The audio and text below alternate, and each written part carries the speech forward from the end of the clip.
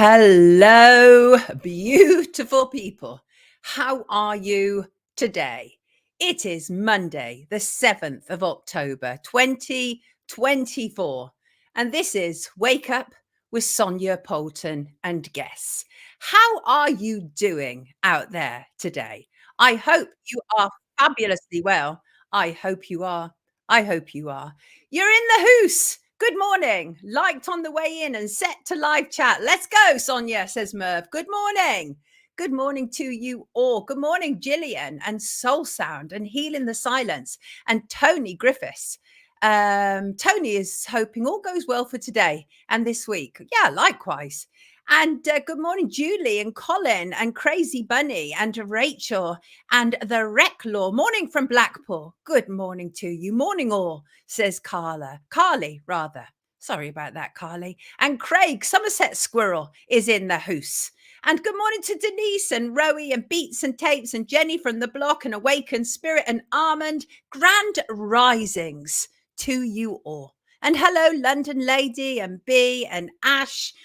And on it goes. And Lily and Kennedy. You like my hairdo? Thank you, Kennedy. Took me all of 12 minutes this morning. Whack it up in some curlers, whack it back down again. That's how we do around here. And hello, Robert and Greg and Marie and Obin One and Ant Woodward saying grand risings, everyone. Is there a mod that could put the email address up to speak to Sonia? I have a story. Yes, there is. There is, Ant. It's Sonia Poulton at sky.com, but I'm sure one of my beautiful mods would put it up for you as well.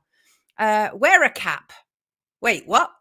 That's 12 minutes more than me, says Kennedy.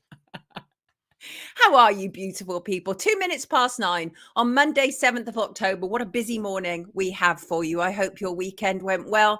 We will today be discussing the assisted dying bill. The fact that the parliamentarians have finally returned to Parliament today. Sue Gray, the head chief of staff of Keir Starmer, has apparently quit. And don't forget, of course, October the 7th, there will be a great deal of remembering what happened a year ago today. And we'll also be talking about the largest channel crossing this year to come to the UK, which happened this weekend. We'll be joined by Dan Stevens later. Dan Stevens was involved in whistleblowing the doping scandal that engulfed British sports. And he testified in Parliament about that. And he's going to be joining us because he has a passion for geo-engineering. When I say a passion, not passion for doing it, a passion for highlighting it. And we'll also be joined by author and researcher Mark Devlin and getting his view on the fallout from the Diddy revelations, who it might be impacting here or in the US, how he's bearing up. We're hearing that Diddy is getting special privileges in jail. That's a shock, isn't it? I'll also be reading, obviously, the usual readers, viewers' emails. Then there's that year again. We'll be looking at that.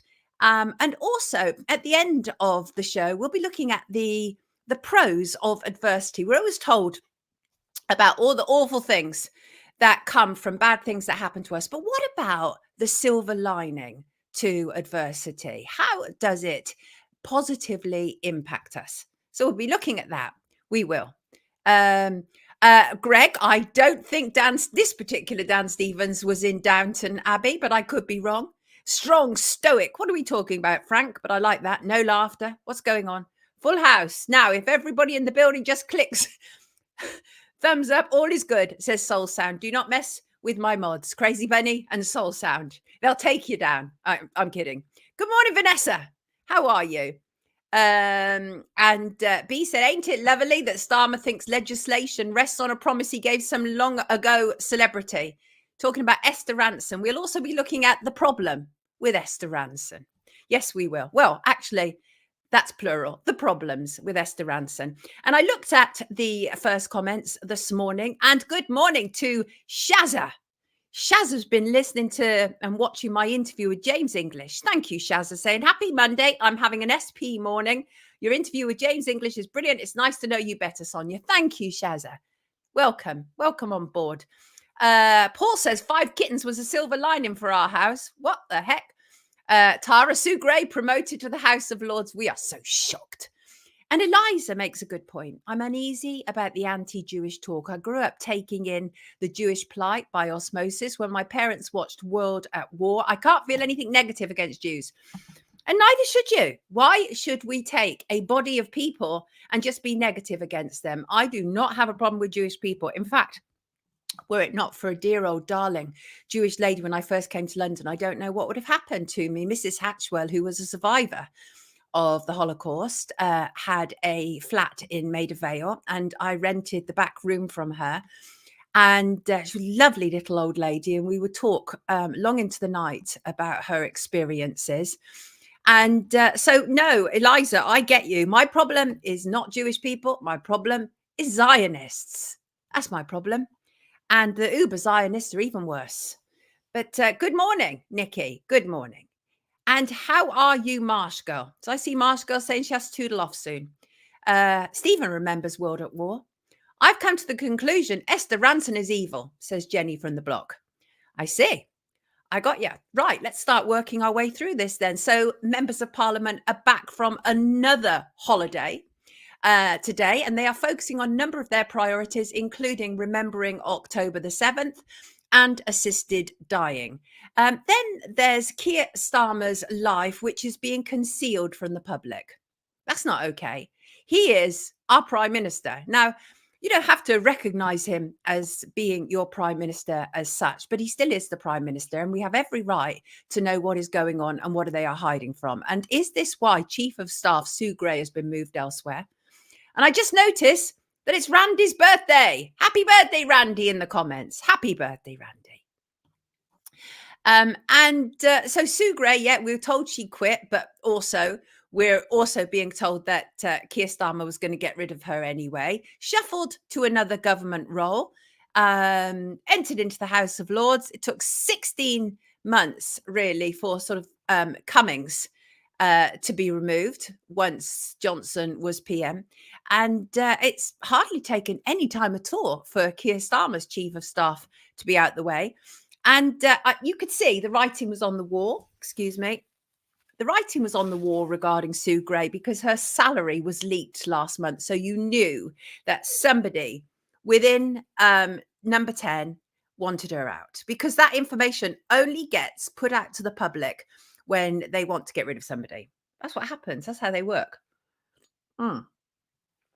But so details of what she was receiving, which was extortionate, was actually less important than the fact that it became absolutely patently obvious to professional journalists, certainly, that she was on her way out. And look, lo and behold. And I'm told by sources that Keir Starmer and Sue Gray have been at loggerheads for a long while, actually. Remember, Sue Gray was the person who was brought in to do the Partygate dossier against Boris Johnson. So kind of we know where Sue Gray is coming from.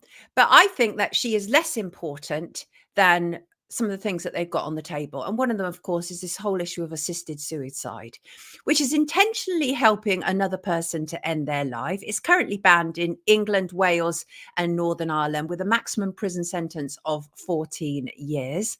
Keir Starmer has said he is very pleased MPs will get the chance to debate and vote on the issue of assisted dying.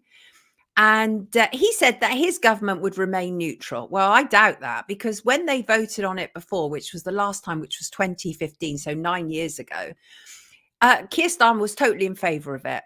He said, I personally do think there are grounds for changing the law. He said this time around that his views were pretty well known, but he would look at the details of the bill being proposed. On Thursday, Labour MP Kim Leadbetter confirmed that she would introduce the bill, giving terminally ill people in England and Wales the right to choose to end their life. Her bill has yet to be finalised. It's likely to be similar to the previous bill, which would give terminally ill adults with 6 months or fewer to get medical help to end their own lives. That's where it stands at this moment in time. Kim Leadbetter, for those who may or may not know, is the sister of Jo Cox. Jo Cox, who was murdered She was a Labour MP. I have never there's something about Kim Leadbetter that just doesn't equate comfortably for me. I'm not okay with Kim Leadbetter, and to see her introducing this private members bill on assisted dying kind of ties in with how I see her in some respects. The bill is expected to be formally introduced to Parliament on October the 16th, with a debate and initial vote on the matter possible within weeks. I'm telling you, by the end of this year, it will be legal. This will be the first time, as I say, that the topic has been debated in the House of Commons since 2015. And what's interesting is Kim Leadbetter is a backbencher. Backbenchers do not normally get time in Parliament for their bills to be debated, but she has been allotted time after she came first in a ballot. That's convenient, isn't it? And but lots of people have reservations, quite naturally. So Baroness Tanny Gray Thompson, former Paralympian and crossbench peer in the House of Lords, said she had concerns about the impact on vulnerable people, on disabled people, on coercive control, and the ability of doctors to make a 6-month diagnosis. However, broadcaster Esther Rantzen, who has been calling for change, welcomed the bill. Oh, yes, she did. Esther has previously been diagnosed with lung cancer. Last year, she said that she had joined Dignitas, the assisted dying clinic in Switzerland, and Esther Rantzen is all behind this. And she actually guaranteed she got Keir Starmer to promise that if he got into power, that he would have this debate. And he said, "Oh yeah, I promised her," and everything. Because of course, it is absolutely vital that you listen to and do what old broadcasters ask you to do. And I don't mean that in any derogatory way. She's an old broadcaster. And she's by all accounts thoroughly unpleasant in many respects as well. But she's always, obviously, Esther Rantzen has always been heralded as this great champion of people, right? Great champion of people. But it's interesting that she has so much say, really, and she's been applying pressure everywhere she can. She even had a phone conversation with Kim Leadbetter, and this apparently led to Kim Leadbetter then proposing this bill. Miss Leadbetter said that the call from Dame Esther Rantzen cemented her decision to push forward with her bill. When I spoke to her, she was on fantastic form, said Kim, articulate, eloquent, energetic, and totally inspirational. Absolutely, totally inspirational. Here, sign a death warrant. Totally inspiring. I mean, it would be lovely if she got to see this pass through Parliament, having campaigned so brilliantly for it. So they're going to introduce a huge measure of emotion to accompany the fact that Esther Rantzen has lung cancer, may not last to see this bill become law. But wouldn't it be a lovely dying wish if she could? The trouble with Esther Rantzen, I grew up with Esther Rantzen in some respects. She remember when she used to host That's Live. That's Live was a Sunday evening consumer affairs show. And by all accounts, it was for the people. And then Esther Rantzen became involved in launching the NSPCC alongside people like Jimmy Savile. She then launched a service for senior people called Silver Lining. She then also got very much involved with the whole issue of chronic fatigue, ME, and kind of normalized it being cured via her daughter. And I'm somebody who's looked into chronic fatigue, ME, Lyme's disease, that whole kind of collection of invisible illnesses, and very, very, very few people, if any, recover fully from them. And yet, somehow, Esther Rantzen's daughter did. How convenient is that? Childline. Oh, yeah. What am I saying? Why did I say the NSPCC? Thank you for correcting me. Thank you, Health Freedom UK. Dr. Robert, it was Childline, of course, not the NSPCC. Although the reason I got confused with that is because there are images, of course, of Esther Rantzen promoting the NSPCC alongside Jimmy Savile. But thank you. But Kenneth said Childline didn't help my son in 1994 to 1995. Craig said Esther got too big for her boots, became narcissistic. Became or was? Paul said anagram of Dame Esther is mere deaths. It's a bit troubling, isn't it? Right. And of course, obviously, massive, massive supporter and proponent of the whole C19 narrative, jabs, masks, the whole lot. She was on TV. And so Dame Esther Rantzen is somebody who's always been portrayed as somebody who is fantastically altruistic and giving and a real campaigning journalist. And that's how she's always been seen. Rachel said, it terrifies me, Sonia, especially after the swiftness of DNRs being dished out during lockdown on learning disabled. I worry so much for people like my son who has Down syndrome, and you have every right to, Rachel. Now, can I just say, I have my own conflicts about the issue of assisted dying because, and I said this before, and that is if I was involved in something that meant that I was going to be terminally unable to walk or talk or any of those things, I wouldn't want to stay here. I really don't think I'd want to stay here. And I wouldn't want to be criminalized for wanting to leave here either, because I kind of work on the basis of my body, my choice. However, we are talking about people, as Rachel just so brilliantly points out at that moment in time, who will press the button at the drop of a hat because they've done it. We know that. We are talking about people who believe in a depopulation program. We are talking about people who have long seen sick and disabled people as useless eaters, for want of a much better description.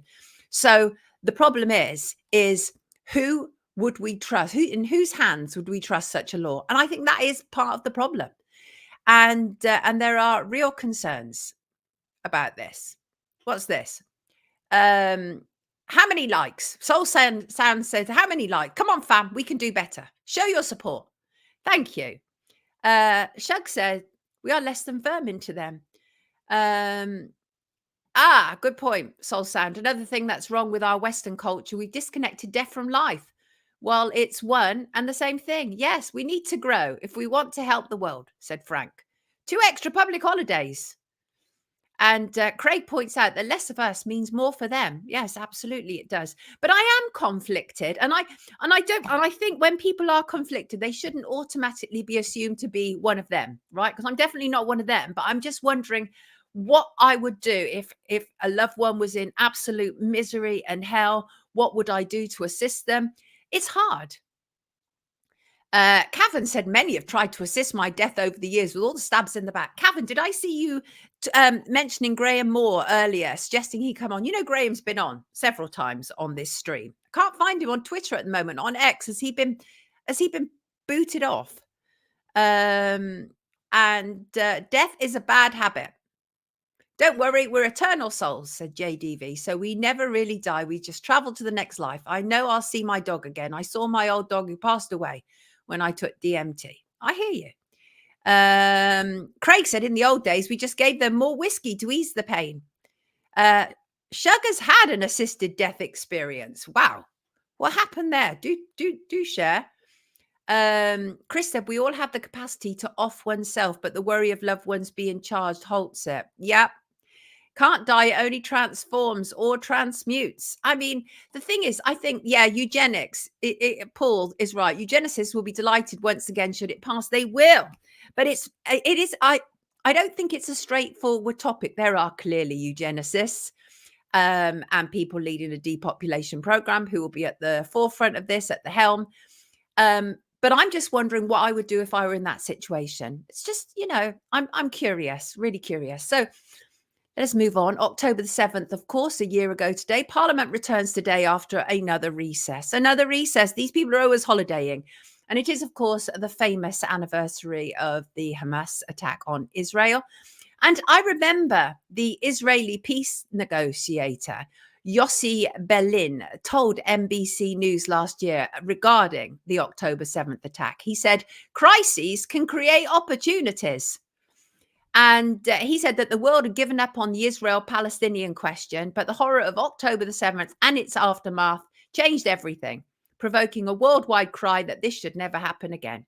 So for those who need reminding, early morning, Negev Desert 1 year ago today, partygoers kind of lost in the music. And at around 6:30 a.m. in the morning, Hamas fighters breached the Gaza-Israel perimeter fence. Many questioned how one of the most secure fences in the world had been breached, by the enemy. Others wondered if it had been allowed to happen in order to create a problem, reaction, solution. Whatever the circumstances, it has been a bloody year for innocent people, a very bloody year for innocent people. As of 23rd September 2024, over 43,000 people have been reported killed. Let me break that down. That's 41,431 Palestinians and 1,706 Israelis. Now, clearly, quite a disproportionate number there that you have 41,000 dead Palestinians and 1,000 dead Israelis. None of them should be killed, by the way. None of them should be killed. But isn't it interesting that all of the attention in parliaments around the world, certainly the British Parliament today, and the media, is all about Israel's loss? What about Palestine's loss? And that really is my issue. It is nothing to do with kind of being anti-Semitic. It is about the total imbalance that takes place in our corporate media, because obviously Israel is backed up by globalists within corporate media. It is a genocide, Randy. Yeah, that's right. Soul Sound. It's mad. What were babies? Wait, what? I'm not quite sure what you're saying there, Honor. Anthony said, oh, okay, well, that's interesting. So I've got these from, these are official figures that I've picked up, but you're saying that Lancet are saying much more. Lancet says it's more likely 100,000 to 200,000. Interesting. Yeah, Craig said, what about all the apolitical, innocent Palestinian lives? Indeed. Yes, Dr. Kim Pirelli said, how about thinking about why it happened, not just what happened? Absolutely. It happened after decades of provocation and torment. I was very clear on Friday when I was talking to John Porter that I could never support the settlement program. It's wrong. And you see people hounded out of their homes and hounded into poverty in Gaza. And it's clearly, plainly wrong.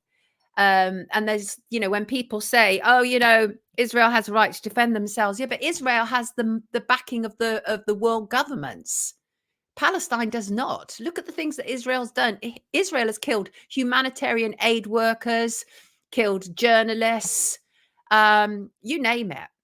Lots of children have been killed. So, but today there is an adjournment debate, and it's being called by John Pierce in the House of Commons. It's to honor the first anniversary of the 7th of October attack by Hamas. So again, it's very much pro-Israel. And you want to know why? Because John Pierce has recently been made the head of Labour Friends of Israel. That's John Pierce. And in fact, he was part of a delegation to Israel even before he was voted in. And there was a delegation of Labour Friends of Israel, which paid for 4 prospective Labour MPs to travel to Israel in July 2023, 1 year before they were first elected to Parliament. And that included John Pierce.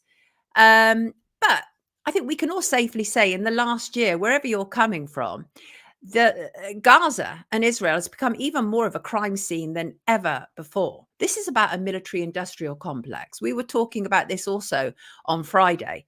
And obviously now it's obviously spread out into Lebanon and Beirut and beyond. But Israel have done a huge amount of unconscionable things, bombing hospitals, innocent people, always say that they're looking for Hamas. And so to me, it seems a completely uneven war anyway, because of Israel's might behind them, including parliamentarians and politicians. And that includes, as I say, John Pierce, who has called this adjournment debate today. And so what's going to happen today is MPs from across all parties are expected to speak on the impact of the 7th of October atrocity, as they call it, in a debate now confirmed. And I don't take anything away from what took place on October the 7th. No, I do not.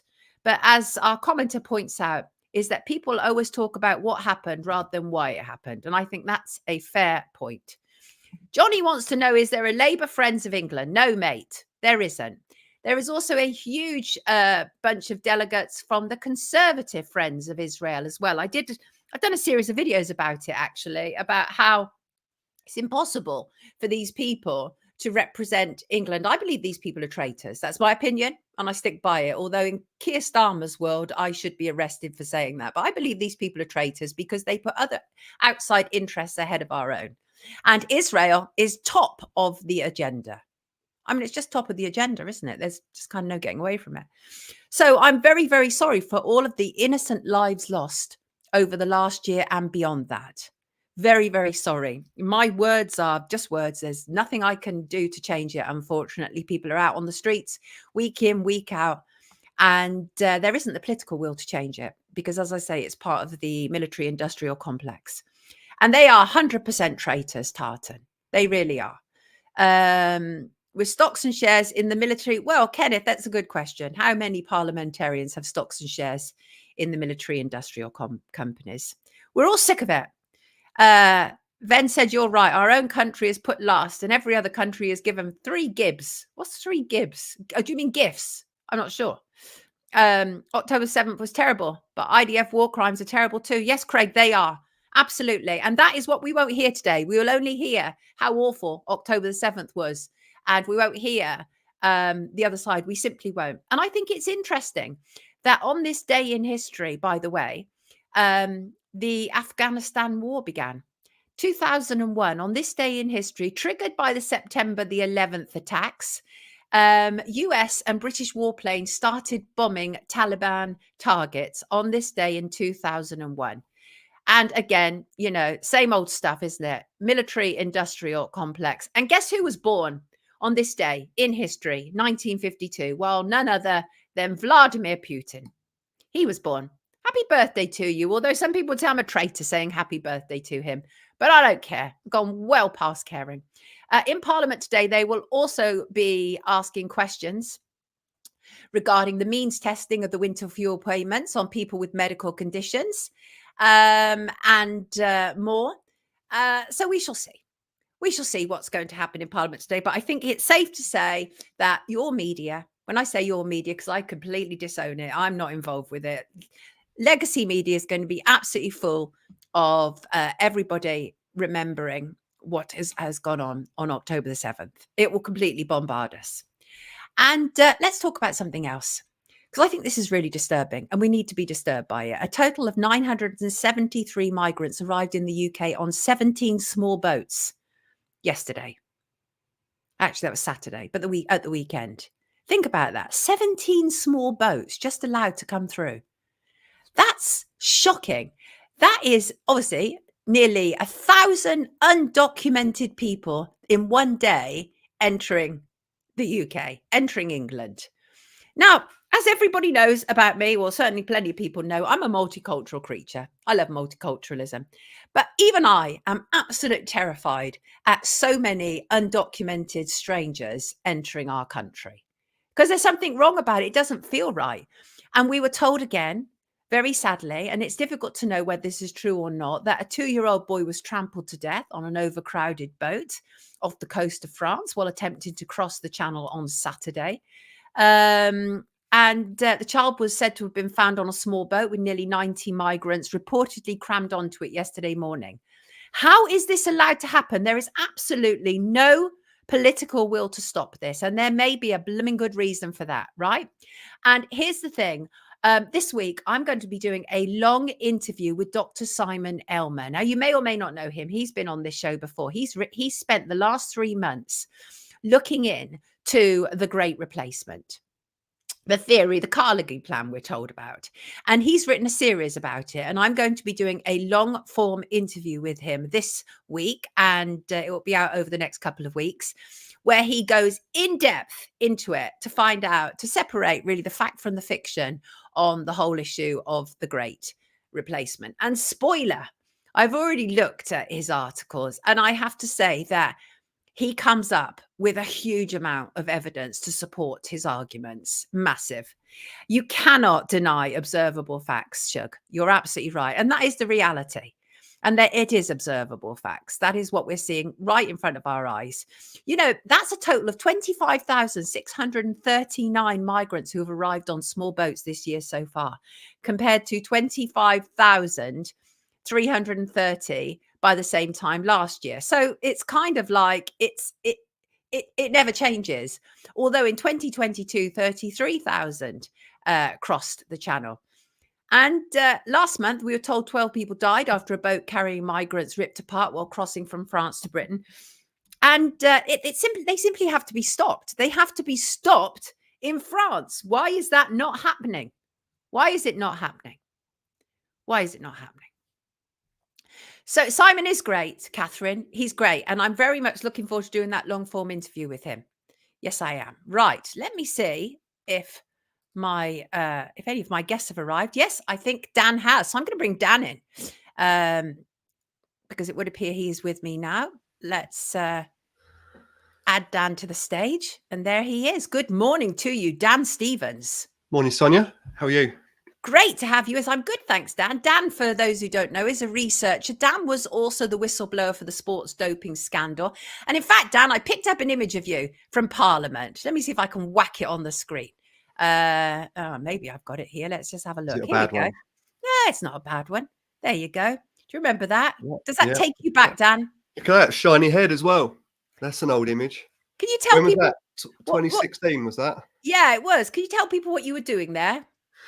I worked with the Sunday Times on a blood doping scandal that they'd previously been working on outside of just me. It included athletes like Paula Radcliffe's name was bandied around in these conversations.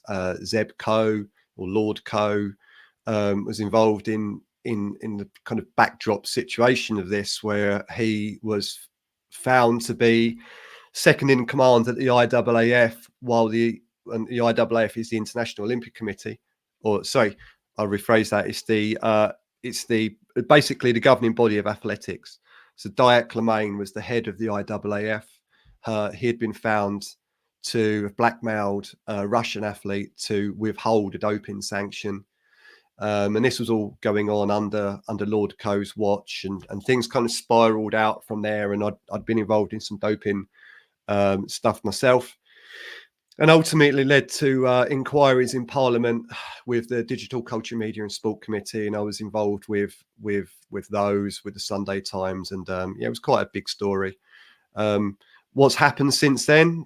Not really much. Sport is faster and faster. Apparently it's cleaner and cleaner, which, is strange considering that doping gives you a massive advantage. And that era of dirty sport has ended. So one has to ask why the athletes are going even quicker than they was then. Okay, so I take from that, Dan, you don't think it's ended at all, actually? No, I've still got my foot in sport, and I know of athletes that have been given scholarships at major universities, and they've been asked whether they're doping, and the athletes said, well, no, of course not. And the university have said, well, that needs to change then, otherwise you're going to lose your scholarship. Wow. I mean, that's something that has to be busted, no doubt about it. But there is something else that needs to be busted far and wide that you have your teeth into, and that is the issue of weather manipulation, geo-engineering, chemtrails. Call it what you want. Around here, we say just make sure you call it, because legacy media chooses not to. And you know as well as I do, there is a huge stigma attached to calling out weather manipulation. You've been on the receiving end of it. I've seen the degree that you get trolled, actually. So, Dan, why is geoengineering of such interest to you? Well, I think, I've as I said, I've got a background in sport and athletics, so I've always trained outside. I know the weather, and over the last few years, there's been a rapid change in the weather, and things just don't seem normal. I've done a lot of skiing, done a lot of cycling. I've always been outside since the age of 14 years old, and I'm knocking on 50 now. You talk to local farmers are noticing some weird patterns in the weather. Constant rain. It's difficult to grow crops. They feel like the crops are clearly being destroyed. So something is going on, and then you start looking into scenarios of weather manipulation and chemtrails and geoengineering, and you see um, this plethora of patents and government documents and military documents explaining that they are absolutely attempting to manipulate the weather. And I think I sent you a document that was published in 1996 by the US Air Force, and that document was titled "To Controlling the Weather by the Year 2025." So in 1996, the US Air Force were very clearly um, talking about controlling the weather on a near global basis by the year 2025, which is now only a couple of months away. So something is clearly going on. And the other thing as well that kind of evidences the fact that something is going on is the sheer volume of bot and troll accounts that are distributed across X, and also X's attempts to boost the posts on climate change, or sorry, geoengineering versus climate change.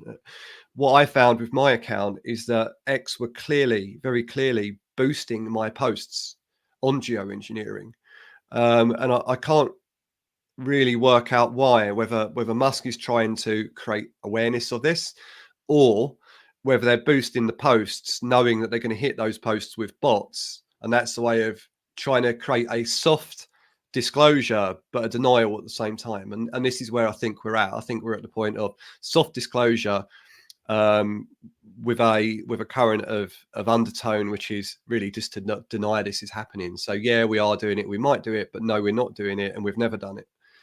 And that seems to be how things are working. It is almost just to confuse us, isn't it? It's, and the problem is it was working really well. So that paper you're referring to, Weather as a Force Multiplier, Owning the Weather in 2025. What an utterly arrogant title for a document, but it says rather a lot about the people who are leading this, right? Yeah, and the objective of that document is for the military or NATO, whoever you want to call it, to be able to stifle the expansion of up and coming nations. So nations like China, it might be suitable, it might be a good idea to target China with weather manipulation to stifle their financial growth. And I think what you're seeing at the moment is the rise of the BRICS situation. And as you're seeing that, you're seeing a change in weather as well. So personally, I think we're in a situation where weather warfare is being used in subtle and covert ways to try and damage the crops of other nations. And I suspect some of those other nations are targeting us with their own weather warfare.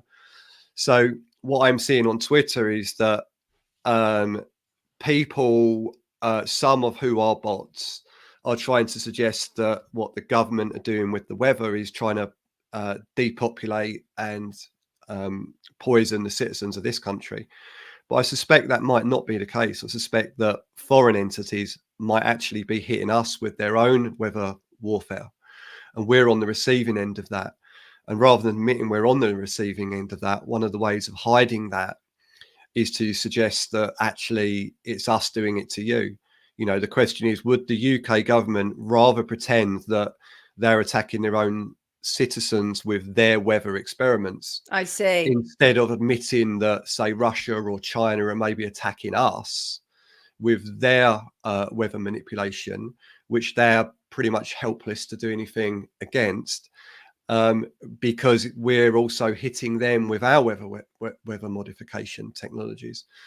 So it's an interesting principle, because you can manufacture a cloud over your own nation and then send that on its way to do damage to a foreign adversary.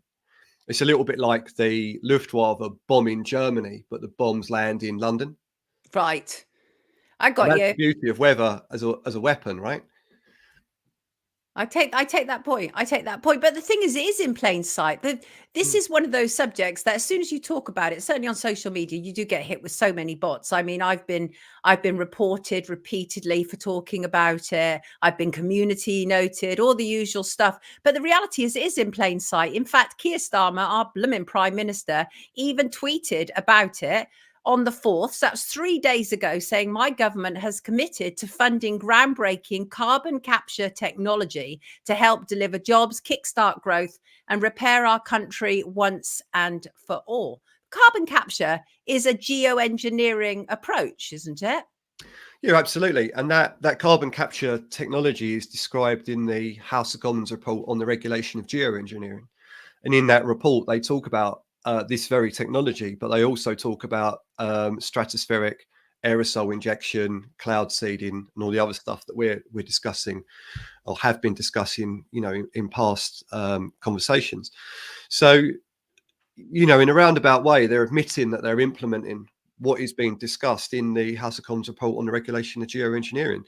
So they clearly are pushing forward with this agenda in all of its shapes, whether that's the cloud seeding, whether that's aerosol injection, and whether that's the carbon capture technology. So this is a whole agenda that was documented in 2009 by the House of Commons, which since then they seem to have put, have mobilized. And that's where we are now. And that's why the weather is so bizarre at the moment. That's why the weather was so bizarre last year. And that's why, thousands, if not millions of people are now questioning what they're seeing in the sky when it comes to aerosol injection and planes leaving condensation trails that now reach from horizon to horizon. Whereas maybe 20, 30 years ago, they would have been perhaps, half a mile long at best. And now they're spanning the whole width of the country. I mean, Dan, as you said, and as they say in the comments, obviously there are patents. Governments talk about it. There are documents. Mm. It's all manner of things. It's extraordinary that people can still keep denying it. But what can we absolutely prove about what has taken place? Well, I think the proof is there. Like the patents, like you mentioned, are there. The government documents are there.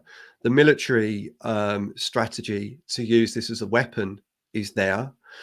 And the weather itself is a massive tell. Like we saw these floods in Dubai. What most people don't know is that the floods that we saw in Dubai then worked their way down to Iran, and those floods in Dubai happened only days after Iran attacked Israel. So the media are reporting mass floods in Dubai. Yeah, great. We're all aware of cloud seeding in Dubai, but that arguably is a smokescreen when you realise where that weather pattern actually went and where it was particularly or potentially sent to, and the purpose of that. If NATO wanted to attack Iran with weather, then that weather needs to be made and created somewhere before you send it on its path to do the damage you intended it to do. China are experiencing crazy weather. There's lots of weird weather, all over Europe at the moment. Italy has had strange weather. And, this is happening as we're in a situation where we seem to be heading towards World War III. So, what more evidence do we need other than that NATO may be coming out and saying, well, this is what we've been doing, which is unlikely. I'll tell you a good analogy of where we're at. Imagine a scenario where we're building an atomic bomb. We're doing the atomic bomb tests in the Nevada desert. We've got all of the information there about the research and the science around splitting the atom, but we haven't yet bombed Hiroshima. And what the government are trying to do is pretend that those atomic weapons just don't exist. They'd never use them. They wouldn't be created. I suspect we're on that scenario where sooner or later it's going to become pretty clear that weather is being used as a force multiplier, as was the intention when they wrote the document outlining that strategy in 1996. And we are approaching the year 2025. So by all accounts, if that document is real and it's not some kind of military propaganda, then we're Right. absolutely on track. I mean, you that have to to be question that as realisation. well, because we know they're not above that, right? They could literally be sending us in one direction while they're doing something else. And obviously, we have to be extremely careful here, because I know that you've done quite a lot of research into what was happening around C19 in terms of geoengineering, etc.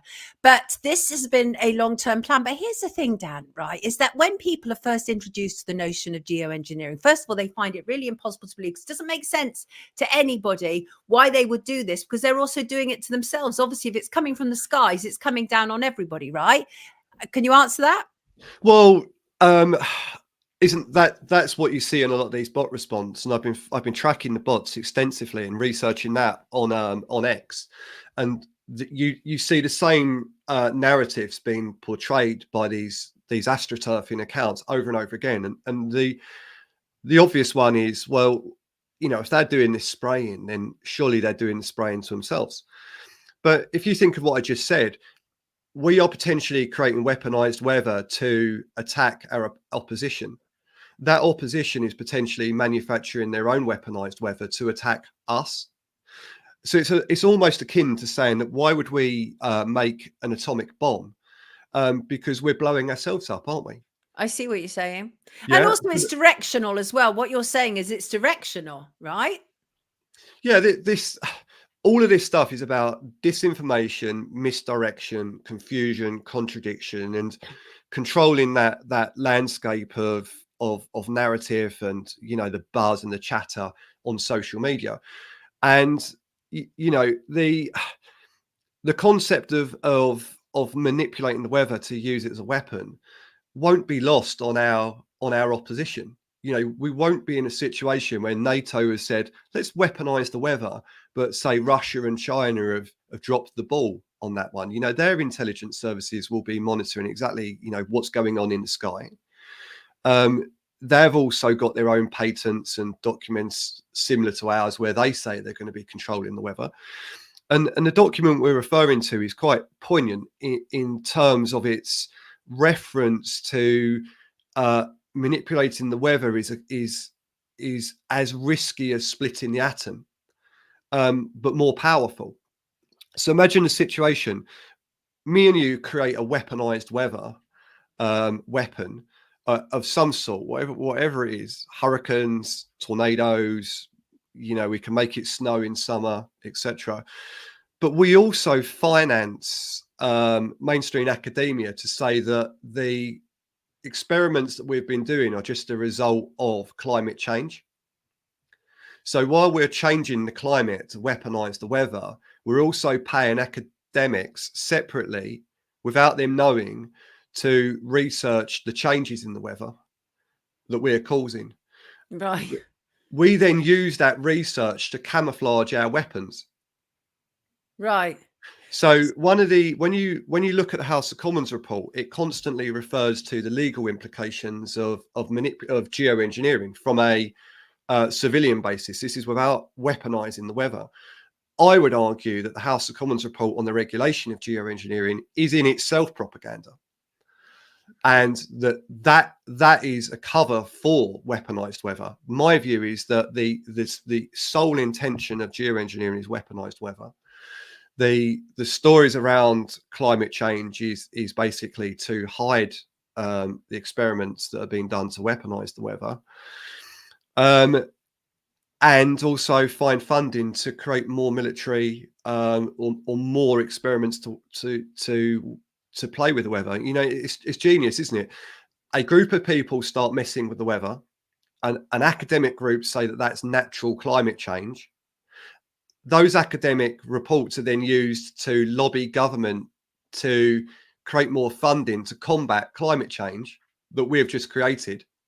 That funding then goes back to us to create more weather manipulation. The more we manipulate the weather, the more we can go back to academia. The more academia say, well, it's natural climate change, and the more money we can lobby government for geoengineering activities. So you've got Wow. this Very scenario. circular, isn't it? It Exactly. feeds itself. So, Dan, I'm going to throw you this. Is there any good reason for geoengineering? Um, you know, if there's something sinister going on that we're completely unaware of, that there's solar flares heading our way and we need to protect ourselves from that, and the government is too scared to tell us because they believe society will collapse. Right. In the absence of that, no, not really. I think the bottom line is that we know the weather was being manipulated because it's reported in the Lynmouth disaster in Devon in, I think it's 1950. Was it 34 people died? I think it was. It was around about that number. Yeah, the theory there, and it seems to be pretty robust, is that the RAF were manipulating the weather. That caused floods. The floods flooded a village or created a landslide on a village, killed 30 odd people. We know the weather was being manipulated in the Vietnam War. We know that, ironically, when you see those Vietnam War films and documentaries, there's always people in ponchos in foxholes and it's raining constantly. So, you know, we're kind of been programmed there to accept that that was maybe natural rain. But the reality was, since as early as Vietnam War, we were manipulating the weather as a weapon.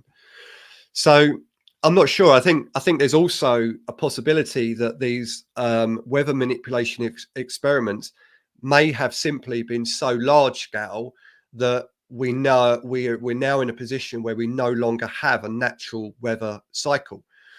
So think that through. Yeah, we create I've considered that. Yeah. Yeah, you have a group of crazy scientists that want to manipulate the weather. Their objective is actually to destroy the weather systems. Central governments then need to fund those to combat climate change. Their academic peers keep reporting this story that climate is changing. They then go back. So it's a whole gravy train. You know, if you can destroy the weather, government needs you to maintain the natural weather cycles. So I'm literally at the point where I'm looking at all this stuff, and you can see all of these experiments that are going on. There's reference in the House of Commons reports to how you would litigate this. There is litigation published by some of the larger law firms, and there's legal authorities on weather manipulation. And I think one of the earliest authorities was that Israel, of all people, got sued. I think it was by the French. Don't quote me on that, for farming the rain. And one of the problems you have with litigating that is, how do you quantify your losses, right? So the legal argument would be that one nation has stolen the other nation's good weather. The problem with that is, how do you prove your damages there when there's a lot of variables? Yeah. Now, if that is going on the basis of it being a weaponized weather, if you can employ academics to muddy the waters even more, Yes. fun, yes, by saying that this is actually natural weather change, then the legal argument becomes even more grey, because even though you know your opposition is harvesting your rain, you've got this sea of academic research saying, well, this is just natural. So it's much more effective than a nuclear bomb, because you could attack your opponent over and over and over and over again, right, with subtle and discreet weapons that are more effective than a nuclear weapon, because you're not erasing all of the natural resources you want to then take from that state.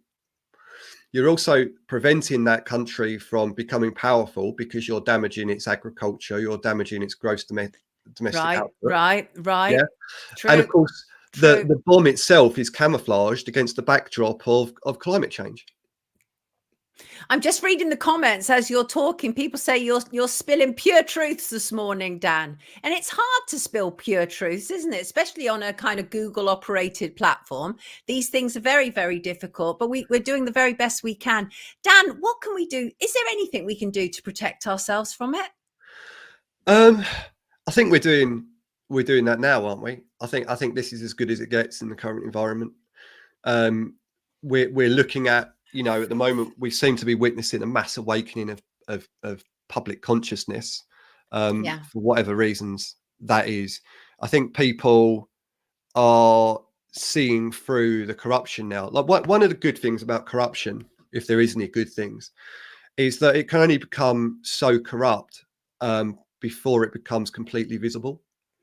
And I think that's where we're at. I think the corruption has bred and got more and more and more corrupt, more and more obvious, and it's impossible to not see it, you know.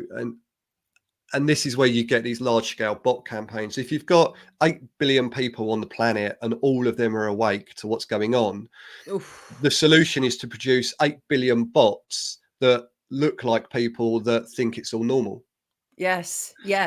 And then censor all of the people that have woken up to it. And that's what you're seeing at the moment on social media.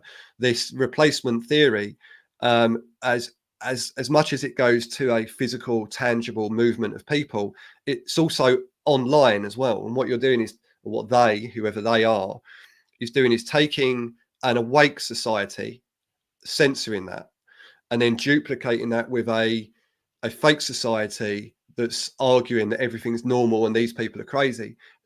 When you realize the volume of bot activity that's on social media, and you said, okay, let's erase 80% of the commentary you see on social media, and you're left with 20% of real commentary, you realize that pretty much most people are awake to this. And a lot of the kind of non-playing characters potentially, you know, are actually bot accounts. And we need to be aware of them. Terrible for it. Oh, absolutely atrocious. Dan, thank you so much for joining us this morning. It's been very illuminating as always. Yes, absolutely. Yeah, I got you. The comments you've triggered all manner of things going on here because, as you say, people are awake to it. A lot of people who are awake to it are also afraid to admit they're awake to it because it's like the last thing that they can get you on for being a crazy conspiracy theorist. I don't care. I've been talking about this 15 years now, and I'm delighted to have been joined by Dan Stevens this morning. Dan, take good care of yourself. Keep up the great work. Okay, thanks, Sonia. Dan Stevens, lovely to have you with us. Absolutely brilliant. Now I have to work out how to get, there we go. I think that's about right. Oh, Dan, I can never tell. There we go. There we go. Yes, brilliant to have him with us. Absolutely. Did I see a couple of Zionists jumping up and down, getting upset in the comments there? How dare they say I justified the October the 7th attack? What an absolutely obscene thing to say. Only a Zionist would say that kind of nonsense. Absolutely obscene. Right. Now, good to have Dan on with us. Very good. We're going to be joined shortly by Mark Devlin. I'm very much looking forward to being joined by Mark, as indeed I very much enjoyed talking to Dan. There was something I was going to talk about before we went to Dan. What was it? Let me find it. I think it's short enough for me to talk about it before Mark comes in. Let me just find it. People. No, that's Dan Stevens. Right. I see. Yes, Elon Musk at the Trump rally. Anybody see him jumping up and down? I don't trust X these days. I literally can't believe a word that he said on there anymore because it's, first of all, it's like a poor man's version of TikTok. All these big accounts have stolen other people's videos and just whack them on X because they get paid for them, for the amount of views. But it's such an untrustworthy source now. And it was untrustworthy before because it was very much on the left side, but now it's far more on the kind of right side. But it's really an untrustworthy source. And actually, in the UK, it has absolutely plummeted in popularity. I was just looking at some figures. And actually, what we've got here from July 2023 to September 2024, it has declined significantly. Relative change in daily active users, May 2023, a minimum of 100 people a day, UK people a day, are switching off Twitter since July 2023. How curious is that? So anyway, we had Elon Musk. Donald Trump made a kind of very theatrical return to Butler, Pennsylvania, where he was said to have been shot. And I say said to have been shot because for me, the jury is still out there. The jury is still out. I struggle with that, right? And I'm sure there are many people who believe that that was an assassination attempt. And I don't take that away from you because you know what? Around here, everybody's entitled to their opinion. But returning to Butler in Pennsylvania, high emotion stuff, used it to full effect, even suggesting that his political opponents maybe even tried to kill him to stop him regaining the White House. There was a lot of hyperbole from Elon Musk, who actually seemed as if he was on something. He had difficulty kind of keeping a straight thought. And he was like, you know, fight, fight, fight, going on about how if Trump doesn't get into the White House, this will be the last election. I've no idea. Oh, disagree, Sonia. X is great under Musk. Truth bombs everyone on X. No, Craig, the problem is you can't tell what is the truth. I mean, of course you're allowed to disagree, but I disagree with you. And the reason I disagree with you is because you can't tell what is the truth on X anymore. It's like anybody can buy a blue tick. So nobody is actually verified as such anymore. And actually there was a real process to get through to go to be verified. And you kind of had to, you'd be in trouble for spreading craziness under the normal old blue tick system. That doesn't work like that anymore. But people literally spread just lies, like lies though. And I can't bear it. And I'm not a great fan of social media these days anyway. This kind of social media is great. I can use it to full effect. I did see him jumping for joy at the Trump rally, Rowie. It was embarrassing. And, but on Saturday, Trump became actually the first former president to return to the scene of his attempted assassination. And he actually brilliantly weaponized it for political gain, which even more made me think, oh, I wonder if it was a setup. You can never fully tell, can you? You can never fully tell. What is going on? Tesla. I saw that, David, that a Tesla car can disable its cars from afar. You better not get him angry. I mean, that is a reality. They can literally disable a Tesla car in the middle of a highway. I mean, this is all kind of central power that Elon Musk is supposed to be against, but he's absolutely a major proponent of it. I still support Trump because I need something that appears positive. Jan, I get you. I get you. Listen, I think we're at the stage now where I'm definitely not in a position to tell anybody who they should or shouldn't support. I think we have to find our own way in that. And bit by bit, people are for the most part, but it's hard. It is extremely hard because who knows? Me personally, I don't trust any of them. And I don't trust any of them because I see what they stand for. You know, obviously Trump is supposed to be a man of the people, but is he really? But some people in the comments think he is, and that's absolutely fine. Just watch Rumble. Trump betrayed Assange by changing the journalism laws. He did, Katie. Trump was absolutely behind Julian Assange, the idea that Julian Assange would be taken to America. That was Trump. That was Trump. And some people wonder if Julian Assange has been released in this year, in the election year, as an up yours to Trump, and hopefully that it will sway in the favor of Kamala Harris. Who can ever tell? They use these things all the time. Let me bring in somebody who also understands about hidden hands. Brilliantly so, I should say. Here he is, Mark Devlin. Mark Devlin, you do understand about hidden hands, don't you? Just a little bit, Sonia. Yeah, it's become my life. It's not the way I planned it. But yeah, this is pretty much all I do. Dig up this stuff and put it in books and put it in public talks and stuff because somebody's got to be doing it, right? And I seem to have drawn the short straw. Well, you've drawn the short straw, you say that, but, you know, in the fullness of time, Mark, you'll be seen as a national hero. And so that's something to look forward to, isn't it? Everybody, if you're not familiar with Mark Devlin is, well, he's many things. He's a speaker, he's a DJ, he's an author. I've been called many things. You've been called many things, but today you're here to talk with me about Sean Puff Daddy Combs. Now, this is somebody who you know of very, very well because, like me, you have a history in hip hop. That's right. And you can tell those that have been around since the early days because we still call him Puffy. That's so true. Right. I mean, to us, he'll always be Puffy, Puff Daddy. Yeah. Whereas, you know, the newer generation might know him as Diddy, P. Diddy. I don't know where these ridiculous names come from. Him. I mean, well, yeah, Diddy is one step away from Diddley. So maybe a clue. Yeah, it might be a clue, right? But yeah, whatever you call him, Sean, Puffy Combs, Puff Daddy, P. Diddy, whatever his bloody name is this week. I'm very surprised to see that he's been arrested. So this is wow, a development since we last spoke. Because when we last spoke, what was it, about 3 weeks ago, something like that? Yes. He was still walking around a free man. Yes. And I said, my biggest concern is that he's just going to be let go and this whole thing is I just remember. out. And I was very surprised to see that he's been arrested and he's being held in custody in apparently New York's worst jail. It's the Yeah. Metropolitan Detention Center in Brooklyn, which is described as New York's worst jail. The conditions there are said to be horrific. So it's a very far cry from all these mansions and this champagne sort of bling lifestyle that he's used to, if indeed he is being held, but we'll assume he is. Right. And Right.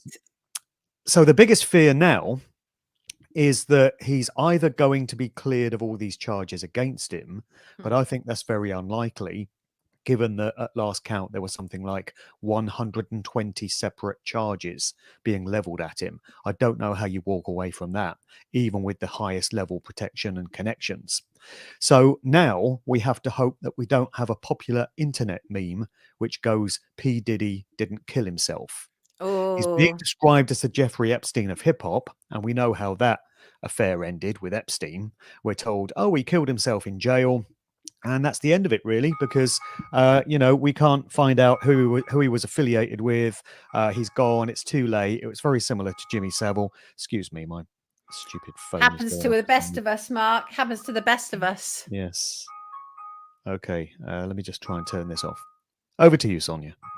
Well, so the thing is, I think the whole thing is very curious. Obviously, he's been charged with trafficking, racketeering, and more. As you say, hundreds of civil lawsuits now. Big names to be announced. What is going on with Mark's phone?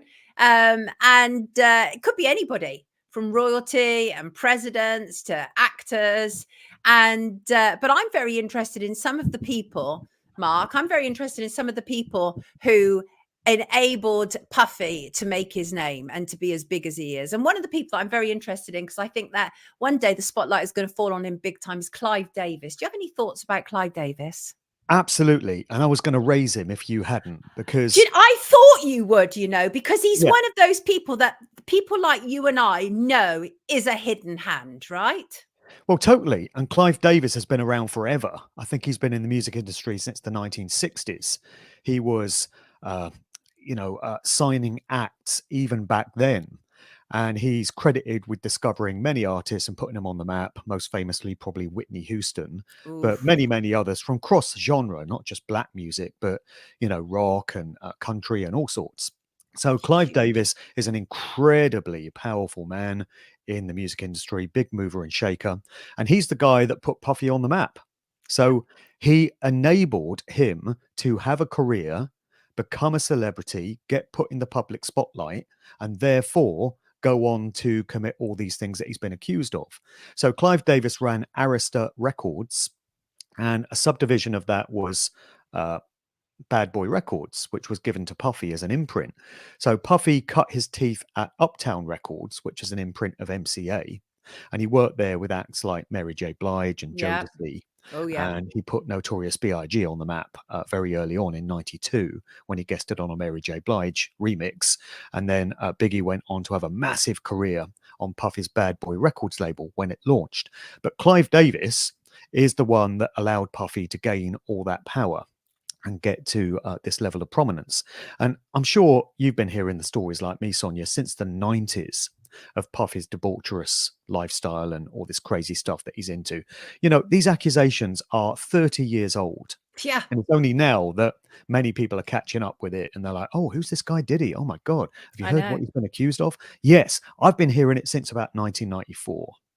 So Right. that's how long he's said to have been up to all this stuff.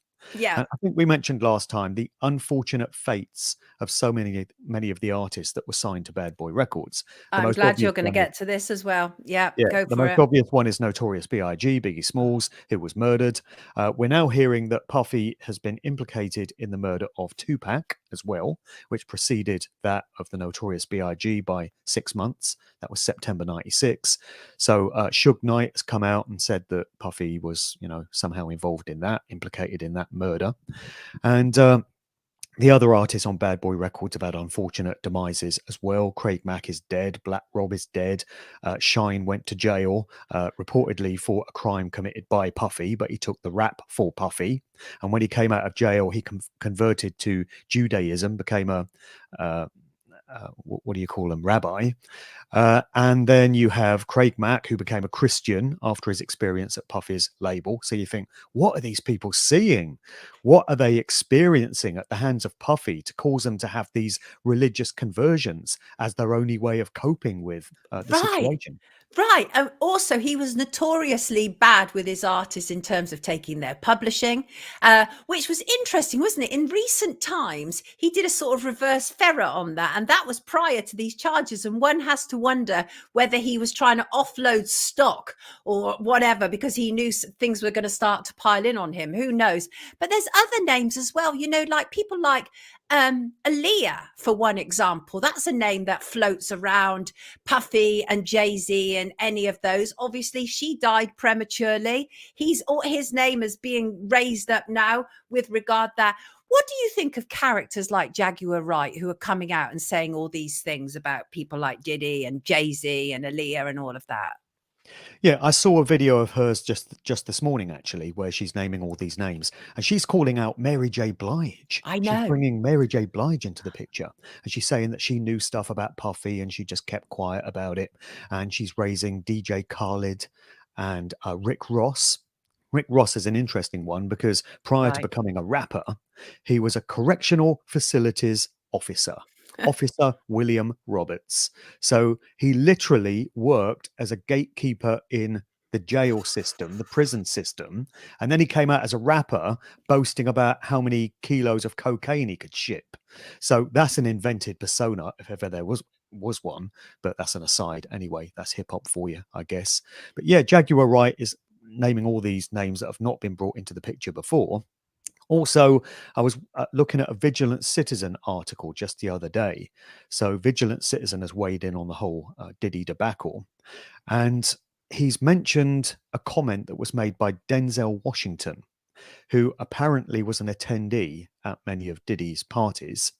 And Denzel is said to have said something along the lines of, when it comes to Puffy's parties, you leave 30 minutes before the devil arrives. So Denzel says that whenever he attends his parties, he leaves at a certain time because he knows that certain activities are about to take place and he doesn't want to be there for them. So I mean, don't go to the bloody parties then. How about that? Now that's a really good one, right? Now that's a really good point, and I think this is really interesting because you're saying, like, we've known about this. I didn't actually know about the kind of depth of the debauchery that was being alleged, but I was very aware that Puffy was one of those characters that you didn't necessarily want to be too close to or be around. But I interviewed him several times. I even went to his apartment, and I'm pretty sure he lied to me about his wrist was bandaged. He said that he'd had a glass and it shattered in his hand. And now, with hindsight, I'm wondering whose face did that glass shatter against, right? You That's dodged what the bullet going to his place. I know. And but what he'd set it up in a certain way. I was supposed to interview him at Bad Boy Records, and I went to Bad Boy Records. They said, "Oh, Puffer's given you permission just to kind of go around his office on your own to get, you know, rich information about who he is for the article, and then you can go to his flat." And quite young, naive. I was absolutely fine. I did the same with loads of them. Russell Simmons, all of them. They never tried anything with me. And I wonder with hindsight, Mark, whether they just didn't find me attractive. I wasn't their type, or they knew not to mess with me. Who knows? Whatever the reason, the point is that I survived. Nothing ever happened to me untoward. But the other thing I'm interested in, Mark, is police to do. Talking about Epstein, by the way, are you aware that the same prosecutors for Epstein are also the same prosecutors for Puffy? I wasn't aware of that, but I can't say it surprises me. I know. Isn't it interesting? Isn't that interesting? So some of them came over to the UK last week to talk to his so-called British friends. Difficult to know who that could be, but highly likely to be people like Russell Brand, Elton John, maybe the Beckhams, maybe Harry and William, who knows? Any thoughts about what he may or may not have done in the UK during his time here? Well, I did a podcast just a week or so ago with a lady named Layla Wills, who is an investigative journalist out of Chicago. And she's been on top of this Diddy case since day one. And also she's very clued up on the Africa Bambaataa situation, with the allegations being leveled at him. So Layla used to be a hip hop fan, just like us in the 90s, grew up with all this stuff, loved it in the glory years, but she's fallen out of love with the culture and the music now, as have I. I just don't listen to it anymore. I play soulful house these days. But Layla was talking about a visit which Bambaataa made to the UK, which involved Tim Westwood hosting him, and also the London posse, Rodney P and them. And people should listen to that podcast, actually, because Layla tells the story very We'll well. put a link in the description. And there was this guy who was down with the London posse, Sippo, his name was. And these guys met Bambaataa in the mid-80s when he came over to the UK. And sometime later, Sippo took his own life. And Layla was speculating on whether something could have happened during that trip where they were running around with Bambaataa, and Westwood was apparently driving them around, according to her. So there's that. But also, I think she addressed Puffy coming to the UK in that conversation as well. But most of the stuff with Puffy seems to have happened in America. So Prince Harry has been named as one of the attendees at his parties. And I think most of the debauchery and the hedonism and stuff took place at Puffy's mansions in the US. So it was British people going out there and just getting involved in that whole mess. I've not heard of any specific things happening on UK shores. So it all seems to have been happening in America. I'm just very surprised that he's been arrested, just going back to that, because I honestly thought he was going to be allowed to walk free. Above the law. Because there's a lot of, it's highly likely, allegedly, that there were very influential people at his parties. And that includes statesmen, politicians, royalty, actors, businessmen. I mean, you name it. So we are talking about influential people. Do you think this will have a ripple effect on the music industry in any way? Because the music industry will not have changed. I refuse to believe that it's any different than what it was, right? And that is, there's an awful lot of people who are prepared to do pretty much anything to get a break. And so they are vulnerable and they are open to abuse. And I don't think that's ever going to change. I don't either. And people mustn't view this as something that's just happening within the world of hip hop. Right. This could be any genre. We could be talking about country and Western music here, because that's just as corrupt and just as debased as hip hop or any other form of music. It just happens that Diddy is affiliated with the world of hip hop and, black urban music, call it what you will. But this is a good example of what goes on throughout the music industry. And it just happens that Diddy is being put on display and all this stuff is being highlighted and the blame laid at his door. So the biggest fear now is that it's going to be implied that Puffy was up to all this stuff, but it stops with him. He was just this crazy guy and he was allowed to get out of control. Nobody really knew what he was doing. We're only just finding out now what he's been doing for the past 30 years. But it's okay, because now he's in jail and now he's answering for it. And that's an end to it all, folks. So if we think back to the Jimmy Savile situation in the UK, the way that was framed was Savile was a bad apple who just happened to slip through the net. Nobody knew what he was doing. He got away with it for 50 odd years. Director General after Director General after Director General of the BBC had no idea what he was doing in the Top of the Pops dressing rooms. He was just very clever and he got away with it. But it's okay, folks, because he's dead now. And so it's all stopped. And it's a great shame that there's all these victims who've been traumatized and their lives damaged by his activities. But, he's gone. So that's all we can do, really. And so we don't want the same to happen with Diddy, Puffy, and for the slant on it to be, he was a bad man that did some bad things. But that's the end of it, folks. Nothing more to see here. Do you think it's a distraction in any way, Mark? I do wonder. I always wonder when situations like this make the mainstream news and everyone's talking about it and it's trending on TikTok or whatever. So it makes me wonder what they could be getting people to look over here for, so they're not looking over here. But again, it's another example of what goes on in the industry generally, and not even just music. I mean, you could extract it out to the world of politics and the world of science, medicine, academia. This sort of stuff is going on everywhere. So we got an opportunity here, I feel. We got an opportunity to use this story to demonstrate as widely as possible to as many people as possible just how corrupt and morally debased the entirety of organized society is. So we mustn't let this opportunity slip. And how do you think characters like Kevin Hart, Jay-Z, etc., are known to have hung out with Diddy for a very long time? How do you think they're going to fare from this? I wonder whether Diddy is being thrown under a bus and made an example of to keep other names from being dragged into it. I mean, for example, Clive Davis, who we spoke about earlier. I can't imagine anything's going to happen to Clive Davis. I mean, he's a very old man. I think he's probably into his 90s now. And he's just going to pass away peacefully in his sleep one night without answering for anything that he may or may not have done. But it makes me wonder, when there's characters like R. Kelly that they throw under a bus, is that to protect other high-profile names from coming into the picture? And these raids on Diddy's homes, where footage has allegedly been confiscated of his parties, his freak-offs, and all these rich and powerful people in compromising positions. 1,500 bottles of baby oil, apparently, that sort of stuff. Right, and bottles Very of theatrical, isn't it? GHB and all sorts of stuff being found there. So is this evidence going to be destroyed now so that these other people are protected? And then if anything happens to Puffy, the whole story just goes away.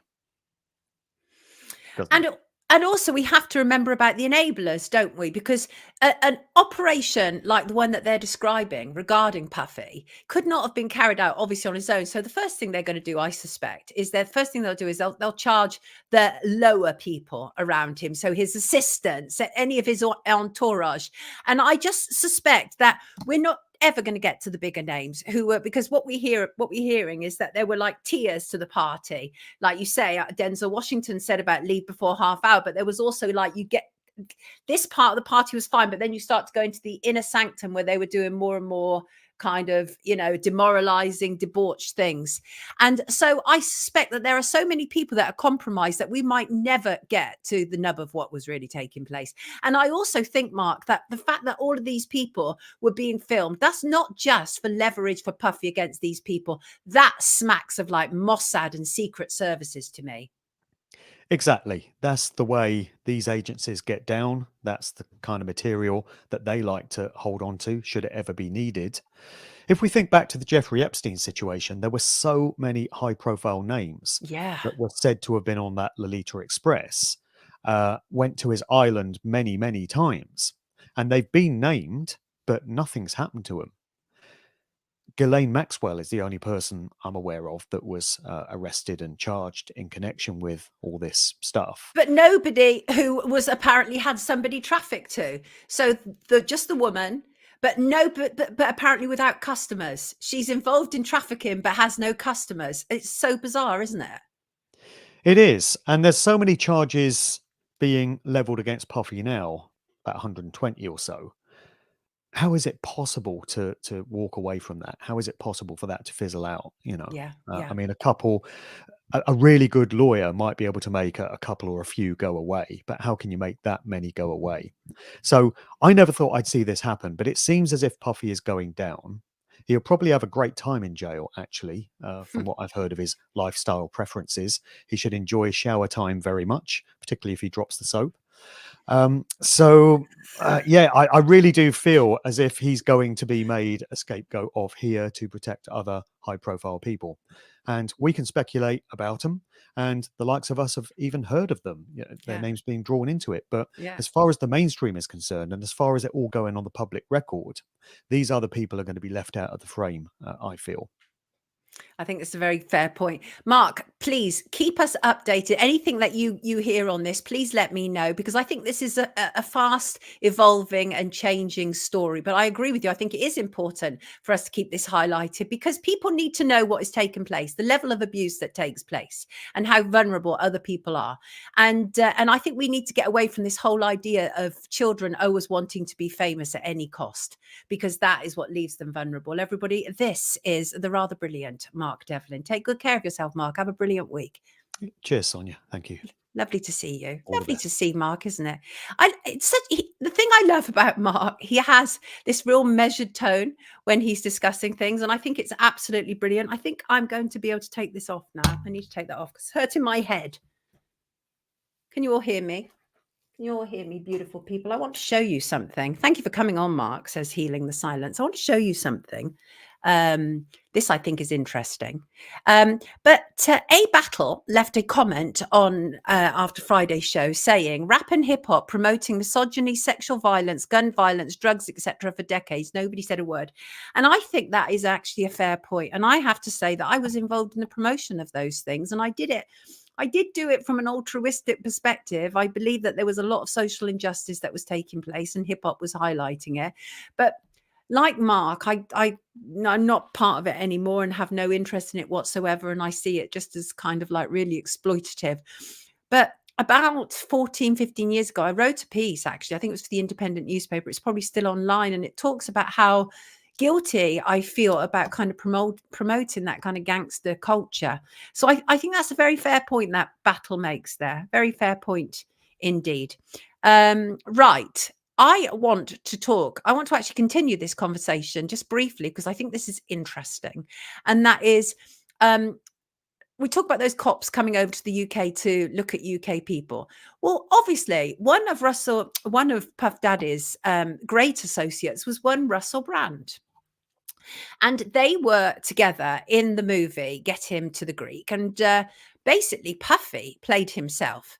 Let me just bring up that image. There he is. You can actually see Puffy there chasing after Jonah Hill and Russell Brand. I went back yesterday to look at this film. I'd watched it before.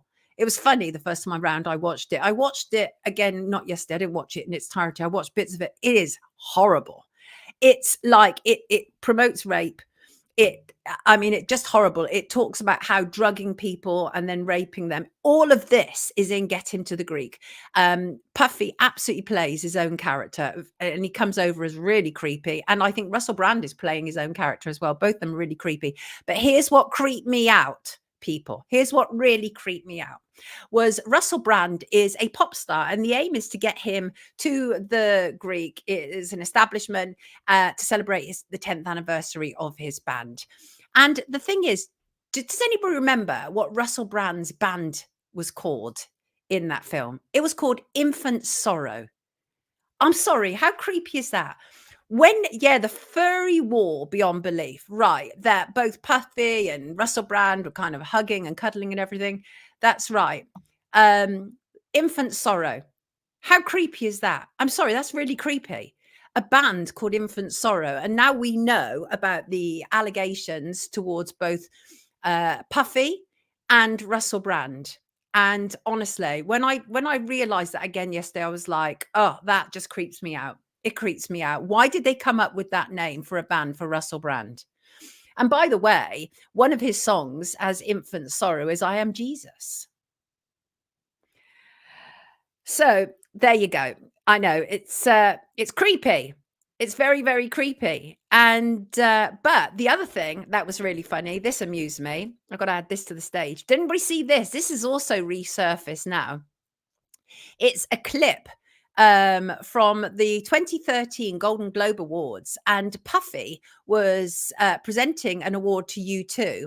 And when they came up on stage, and Puffy was like kissing everybody, and he went to kiss Bono, and Bono swerved him. Can you see that? The second picture, it's actually online. I mean, how bad do you have to be for Bono not to want to kiss you? Right? How bad would you have to be? Ugh.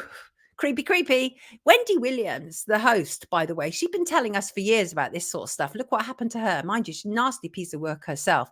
But her husband cheated. He had a long-term affair. He had a baby with his mistress. She ended up having so much plastic surgery. It was actually uncomfortable to look at Wendy. She can barely walk these days. But Wendy Williams in the 90s was telling people about all these people and got into a lot of trouble for it. A lot of trouble. Space Cat said, oh, hi peeps, quick and low. It's all too much for me sometimes. Sorry, Space Cat. I know. Cat wonders whether it was a lover's tiff between Bono and Puffy. Who knows? Bono is a wrong un. He's absolutely a wrong un. He always gives me the creeps. And I wonder if any of our US friends can confirm this. I've been trying to confirm this over the weekend, but Joseph Holland asked in the comments, said, any truth in the story doing the rounds that the Hollywood sign has been removed from the skyline? Now, I cannot get that confirmed, Joseph, but wouldn't that be curious? Why would they take that down if they did? So I find that curious. The aim is to finish slightly earlier this morning, you beautiful people. Right, let's move on. 2030, there's that year again. And it's brought to us by Knowsley Council. Knowsley Council, who is Knowsley makes Black History Month 2024.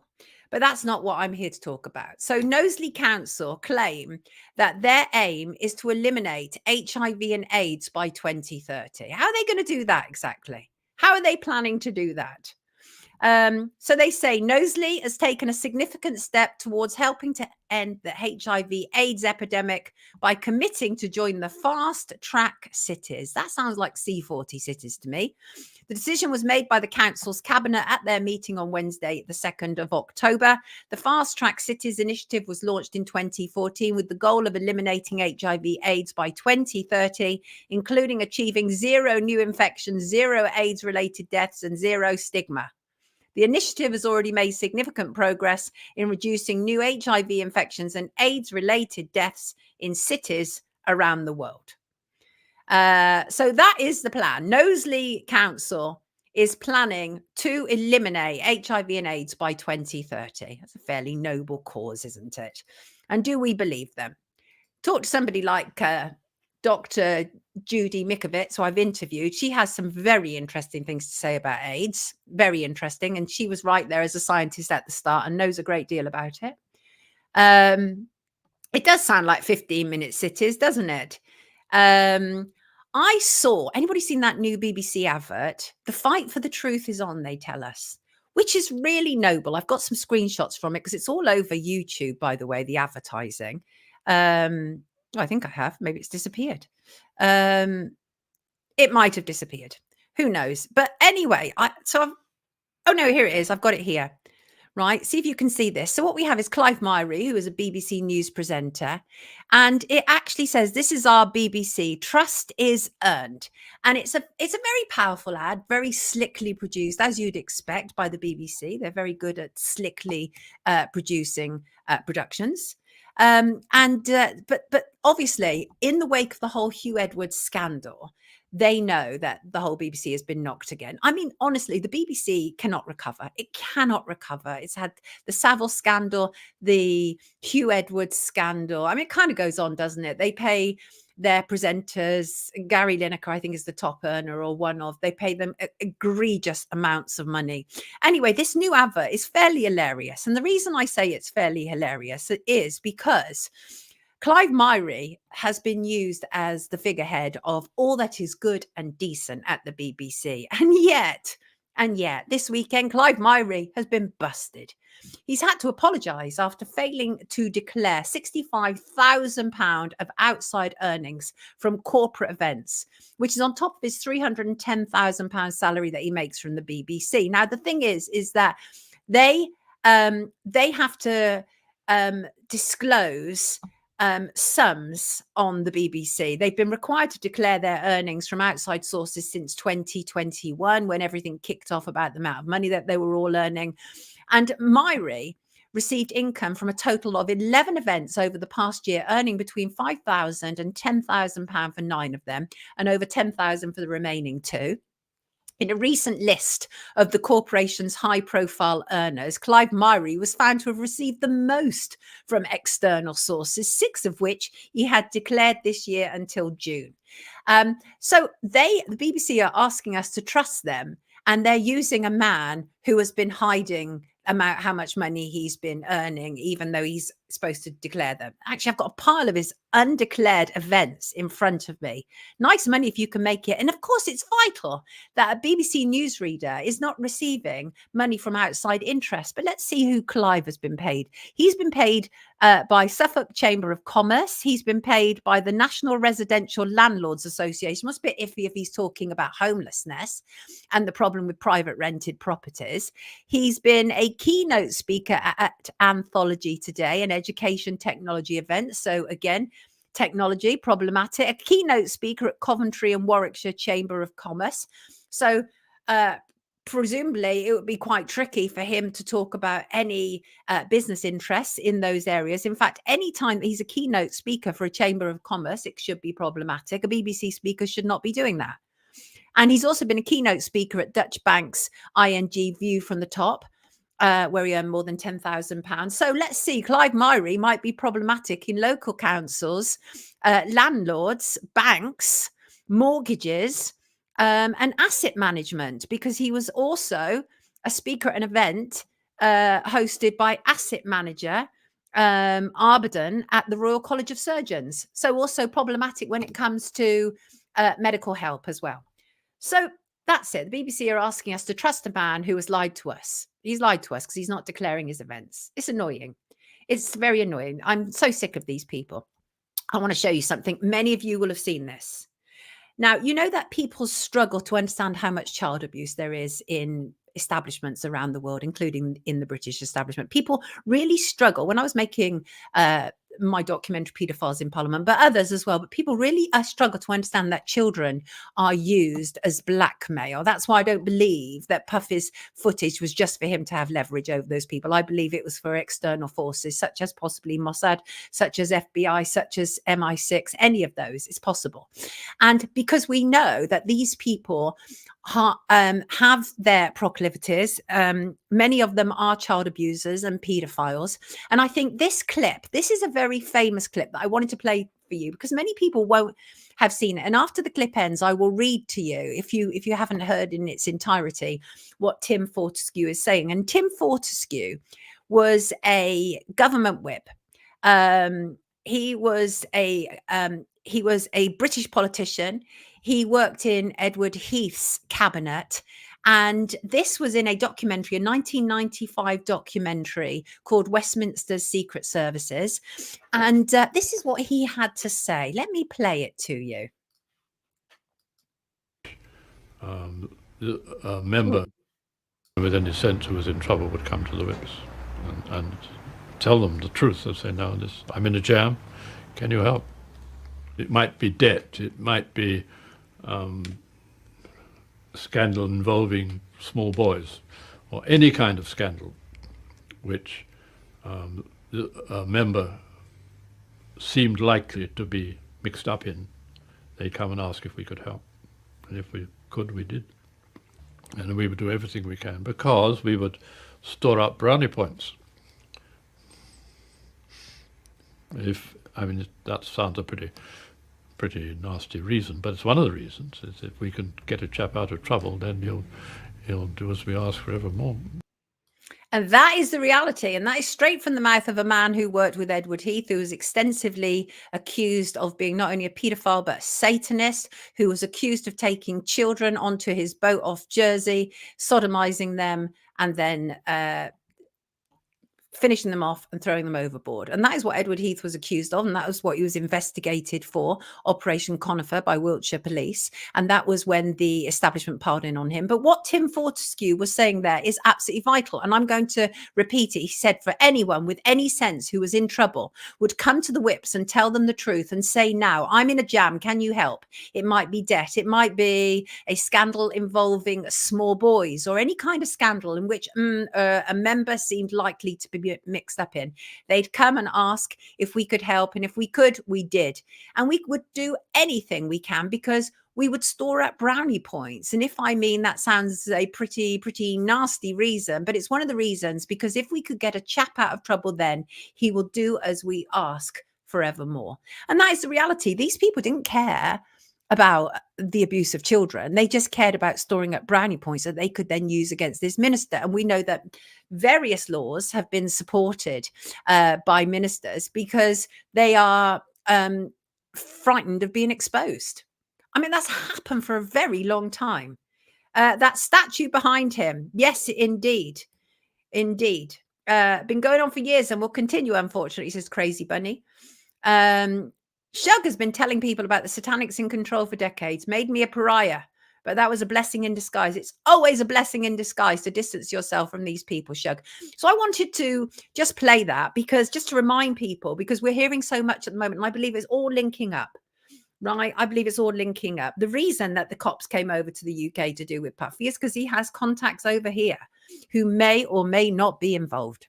Shanti, you're asking about Tim Westwood. BBC are still dragging out the investigation into Tim Westwood, I'm afraid. Joanne, I would love to interview Mike Veal. I was in contact with him for a while. I should try and get back in contact with him. No, George, I definitely don't still vote for the same old British establishment cabal MPs, but I take your point. People do. They absolutely do. Yes, beyond belief. People in debt or addiction are so easy to blackmail. However, sexual deviants are even easier to blackmail. They indeed are. Emma's asking about Richard D. Hort. I hope he's okay. Absolutely love him. I think he's fantastic. She says, well, I know that he's waiting for the judgment, isn't he, from the High Court hearing, which given that the High Court has now resumed for the new year, I think it should be any day now. Don't be surprised if it's today. And if it comes today, I didn't have a forewarning about that. I'm just kind of guessing. Yes, I remember Bill. Somebody tweeted me on, I think it was Saturday, saying, what happened to Bill Maloney? Well, Bill, people always assume that me and Bill were super, super tight. We weren't super tight. And in fact, there was a time when I doorstepped Nick Clegg and Bill jumped in on it. And actually I can be heard on the video telling my cameraman, this is why I didn't want Bill involved, because he always does this. And Bill took that very, very badly indeed, because the producer left it in. So it actually made it to the video. But that was kind of my position. I was a journalist. I had spotted Nick Clegg and I went running after him. And Nick came, Bill came after me saying, what's going on? What are you doing? We were outside Parliament. It was for budget day. He said, what are you doing? I said, I've spotted Nick Clegg and I'm going after him. He's like, oh, right. Okay. And then something seemed to gear him into action. So he followed us and I was waiting until Nick Clegg and co had finished what they were saying. And then I was going to jump in, but Bill jumped in. And that was my point. I didn't want him to jump in when he did. I felt that we should have waited a little bit more. And I felt that would have gone down better with the press. And rather than it just looked like we were just, activists being silly. But anyway, I still am fond of Bill, and he did a load of good stuff, and he did this documentary about Jersey, which I think has been mentioned in the comments, many questions remain about actor Bill Maloney, says the Count of St. Germain, and honestly I think there are questions about Bill, but the last time that I heard from him was I think probably about 2014, so probably about 10 years ago. And I just think he'd had enough. My impression of him was that he'd had enough. He was already quite vulnerable. His family had been through the care system and he was quite vulnerable. And honestly, it's not easy when you're fighting against, issues of child abuse. You get attacked from all angles. And I think he just had enough. But I don't actually know what was going on. But yes, Peter, I think his documentary, Sun, Sea and Satan. Well done, Greg.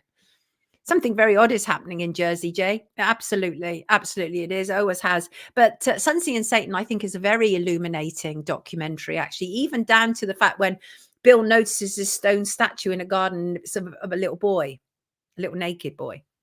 Jasmine, would I ever teach journalism? I get asked this a lot. I do get asked this a lot. I've been approached before to do a journalism course, but I'm worried that it would take me away from actual journalism. That's the problem. Yes. Yes, Frank, I agree with you. Technology is here, and in the next 10 to 20 years, we're going to see some of the most amazing things ever created. Absolutely. Let's turn to a viewer's email. It's actually a continuation of a story. Do you remember when John wrote in? John from Coventry, and he wrote in and he was talking about street lights, about how they're turning off their street lights at night. Well, he's written in with an update. And actually, John, after you wrote in about that was one of the earliest Wake Up shows. After you wrote in about that, I then had loads of comments from people all over the country saying, yeah, they're switching off our lights and they're claiming it's to save this and save that. Anyway, John's giving us an update I wanted to give a quick update on where things are with the Coventry streetlight situation. The official local government petition, which is due for completion in mid-October, has going on for 1,400 signatories on it. I wish it was higher, but it's not too bad, certainly when you consider the following information. So John then says, in a freedom of information request, asking the council to provide the numbers of people used in the extensive consultation they keep harping on about. It was revealed that only 36 responses were used by them to make the decision to switch off the lights between midnight and 5 a.m. And many of those responses were negative too.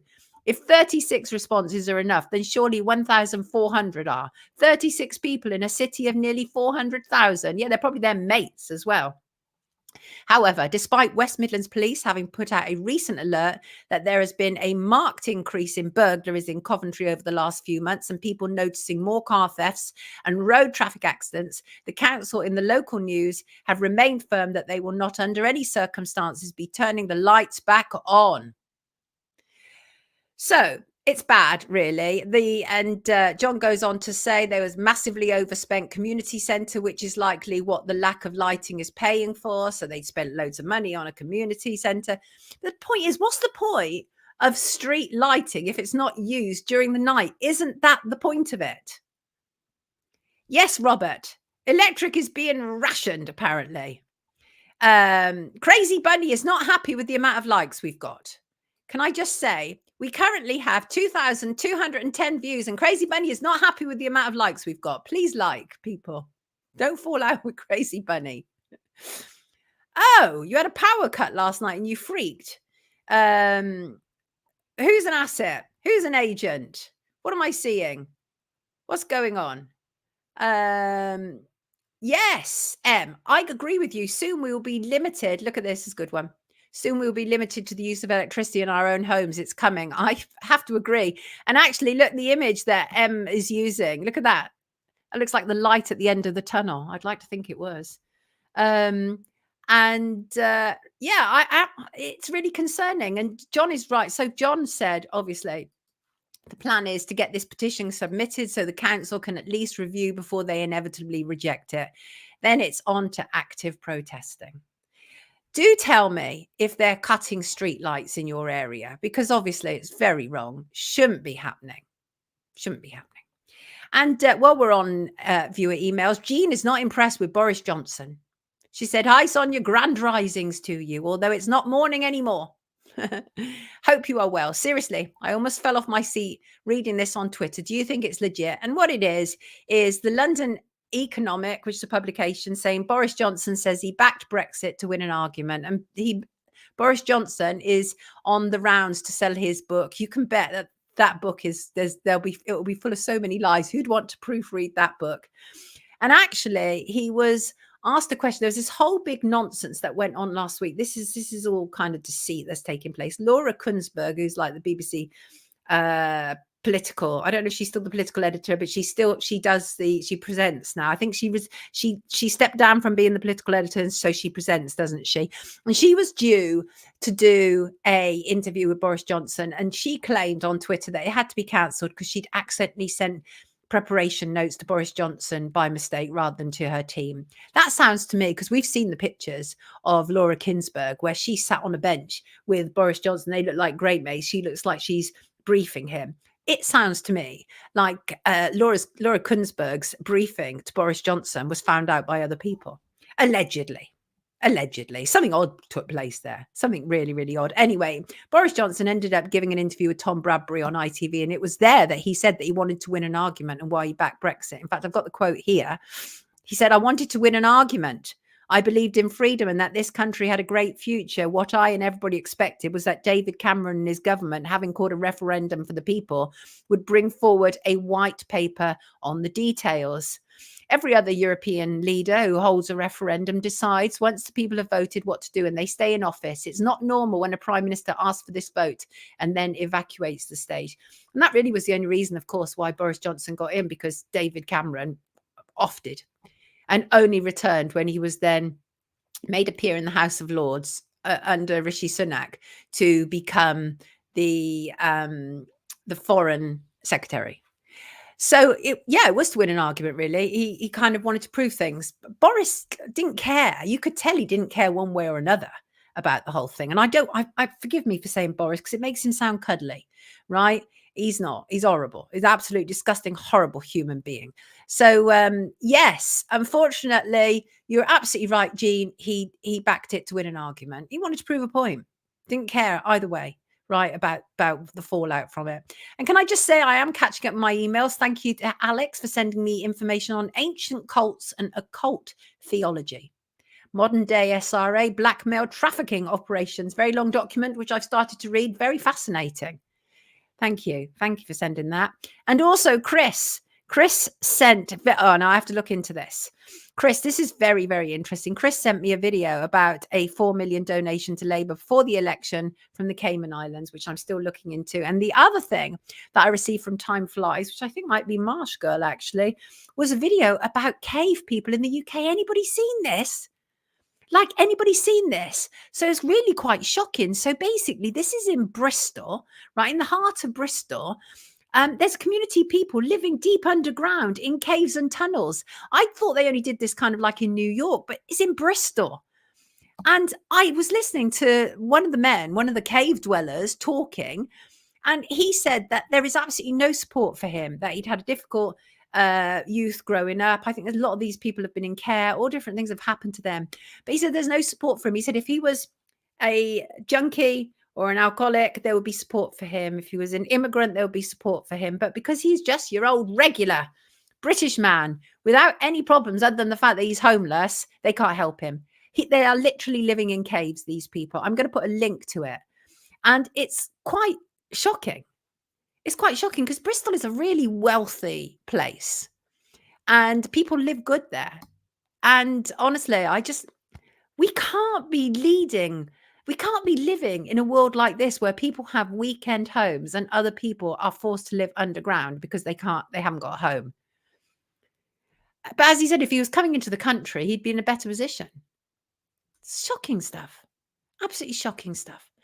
Is there anything I've missed before I come to our last item? Darling, gorgeous people. Let me just see. No, I think we're pretty much there. I think we are pretty much there. Just jostling at the moment. What's going on? Scary thought. It's a different system of comments, by the way, that I can see now on this system. Yeah, that's right. Jonathan, you're absolutely right. You're absolutely right. Call him Johnson. Absolutely right. Boris does make him sound cuddly. You're absolutely right. I don't know why I do. I do it because I've been programmed. I've been NLP'd like we all have. But no, he's a filthy, disgusting human being. What's going on? I can't stand it when I hear footballers don't even know what to spend their money on, so they just gamble it. It was good. And what was a good and wholesome show? What was that? What was that? What am I missing? We are living on the sharp end of capitalism, says Jasmine. Next show, NI Bill. I've got somebody coming to talk about that. We've got to be careful because on here on YouTube, you've got to be really careful of their medical misinformation bill. So when you start questioning government or authority medical initiatives, you're in trouble. I got my first strike for talking about the excess death debate in Parliament that Andrew Bridgen held, that at the time a voted representative had a debate in Parliament. I reported on it and got a strike and couldn't post. I did not know that they had banned Scott Ritter from YouTube. No, Jean, I haven't got a Lucy Letby latest today. I do tend to do a Lucy Letby on most shows, but I thought, no, I'm going to maybe wait till Friday, see what's going on there. But I take your point. I do. Did you know that if you add glitter to your toes, you'll feel all twinkly? Twinkle toes, says Healing the Silence. That's rather nice, isn't it? So, yeah, I'm going to put a link to the cave people. We should not be experiencing this. This man does not want to live in a cave. I don't understand how any of this is possible. I don't. So I want to get on to something which, let's see what's Base Driver saying. Bristol is majority students now, 25,000 of them when I moved there in 2001. And that number skyrocketed by the time I left in 2008. Most living in Bristol right now are not Bristolian. Got ya. I got ya. I meet good people all the time. They're just so confused, says Randy. Happy birthday, Randy. You lovely little Libra, and you. And but yeah, you can talk about, no, you can't, Kat. You can't, I can't. If you are monetized, you can't talk about trans surgery with impunity on here. But I take your point. You've got to be, actually, the two areas that are absolutely the worst, Kat, for trouble on YouTube is talking about the trans issue and talking about medical issues. Those two areas get you in a lot of trouble on YouTube, a lot of trouble. Homeless people head for Bristol and as hundreds living in caravans and vans. Sad, no support, says Hamish. I was the same. I was 53 before I got social housing. I was working homeless, no help. Yes. If I could still have my veggie garden, I wouldn't mind having to live in a cave, says Soul Sound. Give you a week in there. See if you're still saying that after that. Good morning, Mikey. Boris Johnson went to Oxford, said the Cat of Jermaine. Yes, of course, very famously, of course, they were all part of, what were they called? There was Boris Johnson, David Cameron, George Osborne. What were they called? You know, they used to burn £50 notes in front of homeless people. Somebody remind me what they were called. Horrible people. Trans tyranny beyond belief. It is indeed. It is. It's a tyranny. Can't talk about anything in Wales. What's going on in Wales? And can I say, Mark, are you the person who sent me an AI tune, which I haven't yet listened to? The amount of tunes I've received, AI, which I will get through and actually probably do a collection of them so you can listen to them side by side. Well done, Bullingdon, the Bullingdon Club. Well done. I always can rely on my live chatters. The Bullingdon Club. I mean, honestly, they sought to distance themselves. Didn't they get that picture removed from the internet? It keeps popping back up again.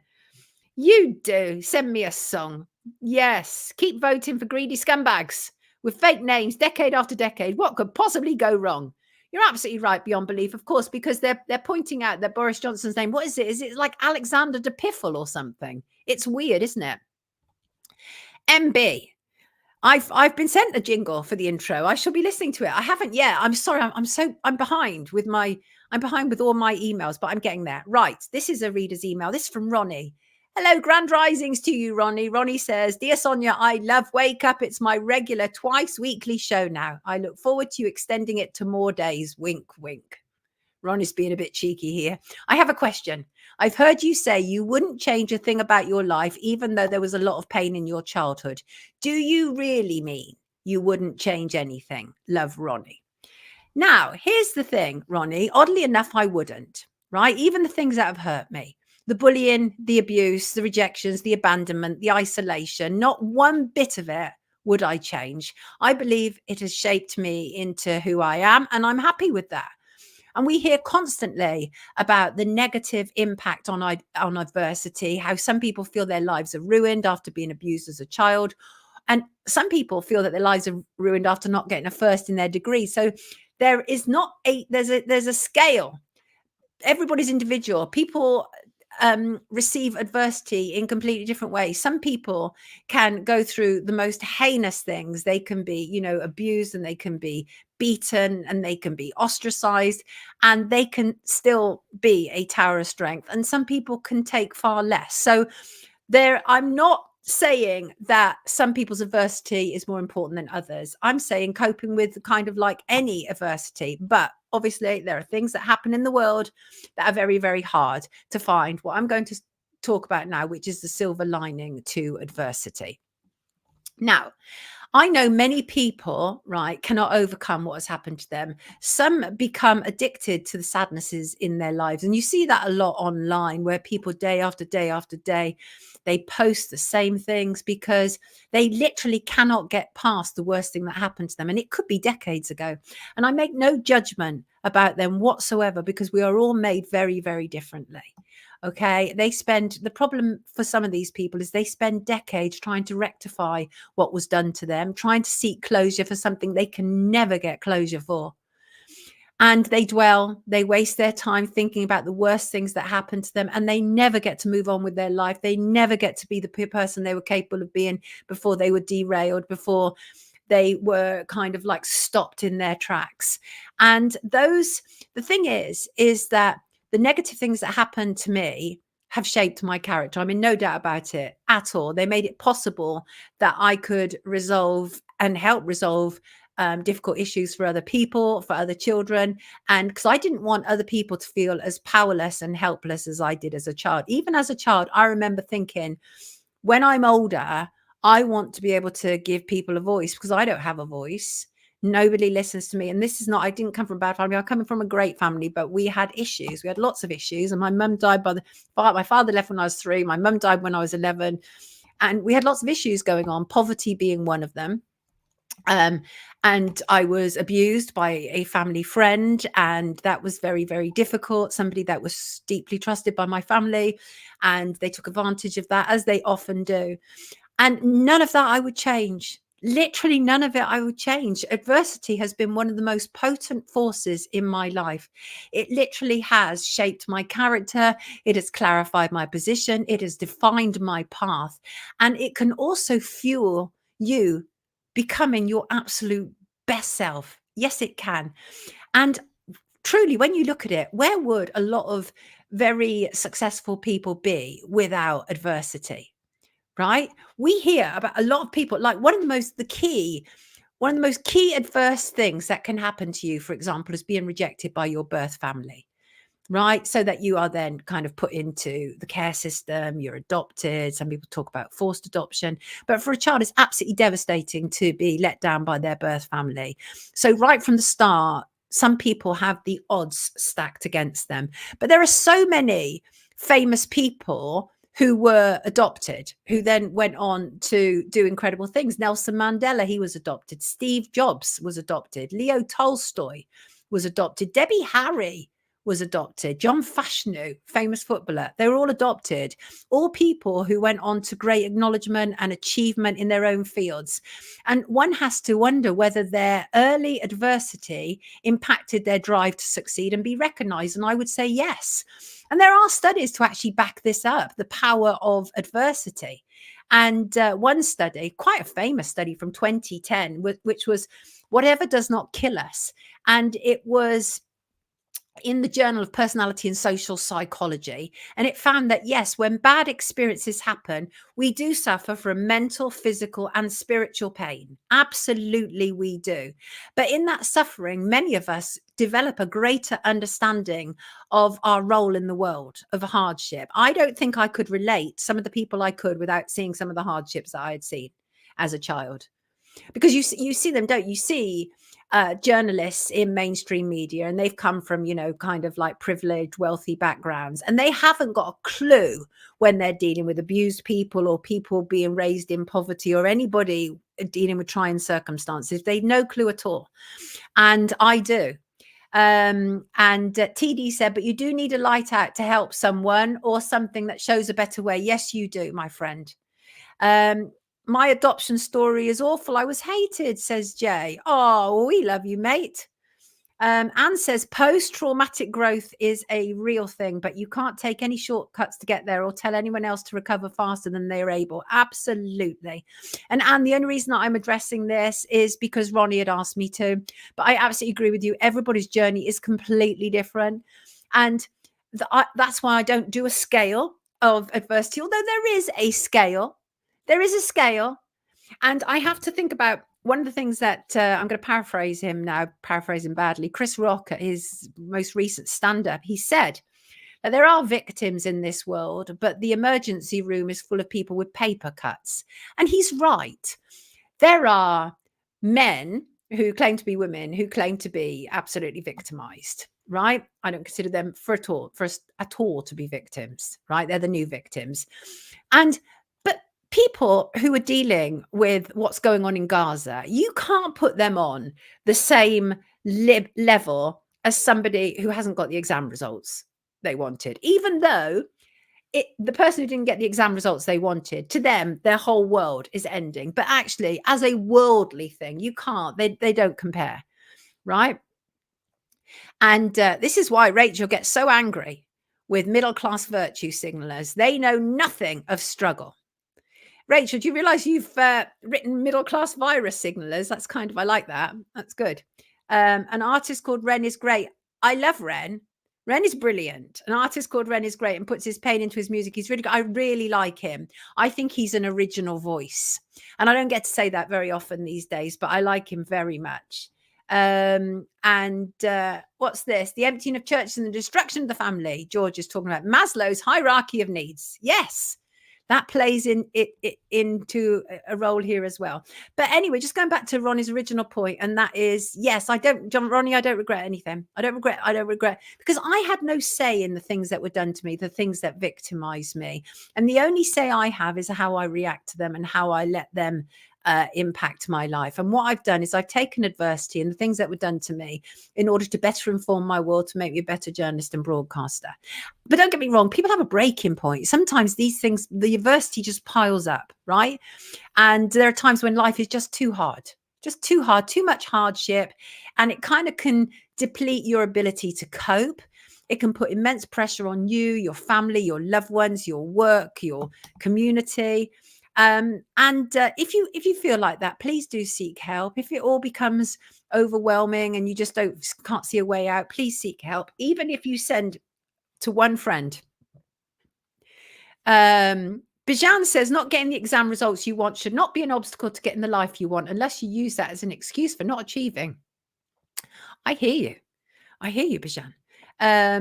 B says, some people have hope for the past and nostalgia for the future, but the only thing we truly have is the present. We are only ever and always in the now. Pauline is talking about Lord Mountbatten, a mega paedophile, she says. Yeah. One has to wonder why that boat was blown up, but I digress. A story for another time. So helping yourself through it, there are ways to help yourself through dealing with adversity. Obviously, you can get professional help, or there are kind of ways that will replenish your mind, your body, your spirit. Loads of information online. There's loads of YouTubes that can help you through all of this. And can I just say, I don't claim at all to be a professional on this. All I've ever done is a psychology degree. I love psychology, and so I'm coming at it from a very amateur perspective, as most of my viewers know, and I don't claim necessarily to have the solutions. All I can do is tell you how I've got through my life, how I've dealt with things. But as I say, adversity is different things to different people, and to a degree there is a scale. Although if somebody comes to me and they come to me with something that I think is a little bit weak, if they're doing a Chris Rock on me, I soon tell them. I soon let them know, because, you know, people get overwhelmed with too much victimhood online as well. So we have to find the real victims. And there are some people who latch onto stories to make themselves a victim of that story. I see right through them. I won't support them. I see right through them. But genuine people who have been through genuine adversity, I will support them as much as I humanly can. And but there's brilliant things to be said. One of my favorite quotes about adversity is, adversity causes some people to break and others to break records. There is nothing like adversity to steer you on, right? Whether that's poverty and you rule, I am never, ever going to be impoverished ever again. I'm going to do everything I humanly can. And the adversity will have driven you on. I love you too, Carl. I love you too. That's why they get sent to boarding schools, says Brett. What was that about? You need a couple of good friends, or you're going to find it hard work to come out of the darkness. But keep going, be determined, but be nice, says Hamish. I mean, that's the bottom line, right? Don't be an a-hole. Don't be an a-hole. And for the most part, if you need help, people will help you. I believe that. So, people, I'm going to go now. I said I was going to finish early. It's already 6 minutes past 11. What do you do to me? Sue Townsend, who wrote Adrian Mole, Rachel C. I love that. The Diary of Adrian Mole, 13 3/4. What's this? Kennedy said, is it a taboo question to ask which news sources you trust, Sonia? None of them. None of them. I will pick up stories from mainstream news sources, and then I will do my own fact checking on them. Okay. Blast from the past. OMG. Remember the program, World's Strictest Parents, a bit like boarding school. Indeed. We don't want this to finish early. Bijan, it's not early. It's not early. It's 7 minutes past 11. You lot are troublemakers. I'm going to go, darling people, because it is time to go. I just want to wish you a wonderful Monday. Thank you to my guests, of course, Dan Stevens, Mark Devlin. Thank you to all of your inspirational chat this morning. Thank you for your emails. Thank you for your suggestions. Thank you for your contributions and donations. Thank you for being you. Ring the bell. I was told the other day that if you ring a bell, it drives away spirits. I'd never heard that before. I just want to say thank you. Thank you all. Thank you, Julie. Thank you, Jasmine and Beverly and Healing the Silence and Merv and MB and Randy and the Blue Nomad and Fox arrived late, but we'll listen to the replay. Thank you, Marcuson. Top show yet again. Thank you. Thank you so much. And thank you, Kat, and thank you, Stella. Thank you all. Thank you very much. And thank you to our wonderful mods. That is Zoe and Shin. Have a brilliant week, everybody. We'll see you Friday. Don't forget to keep your suggestions, keep coming in about who you want me to cover. God bless you all. Lots of love to you. See you Friday.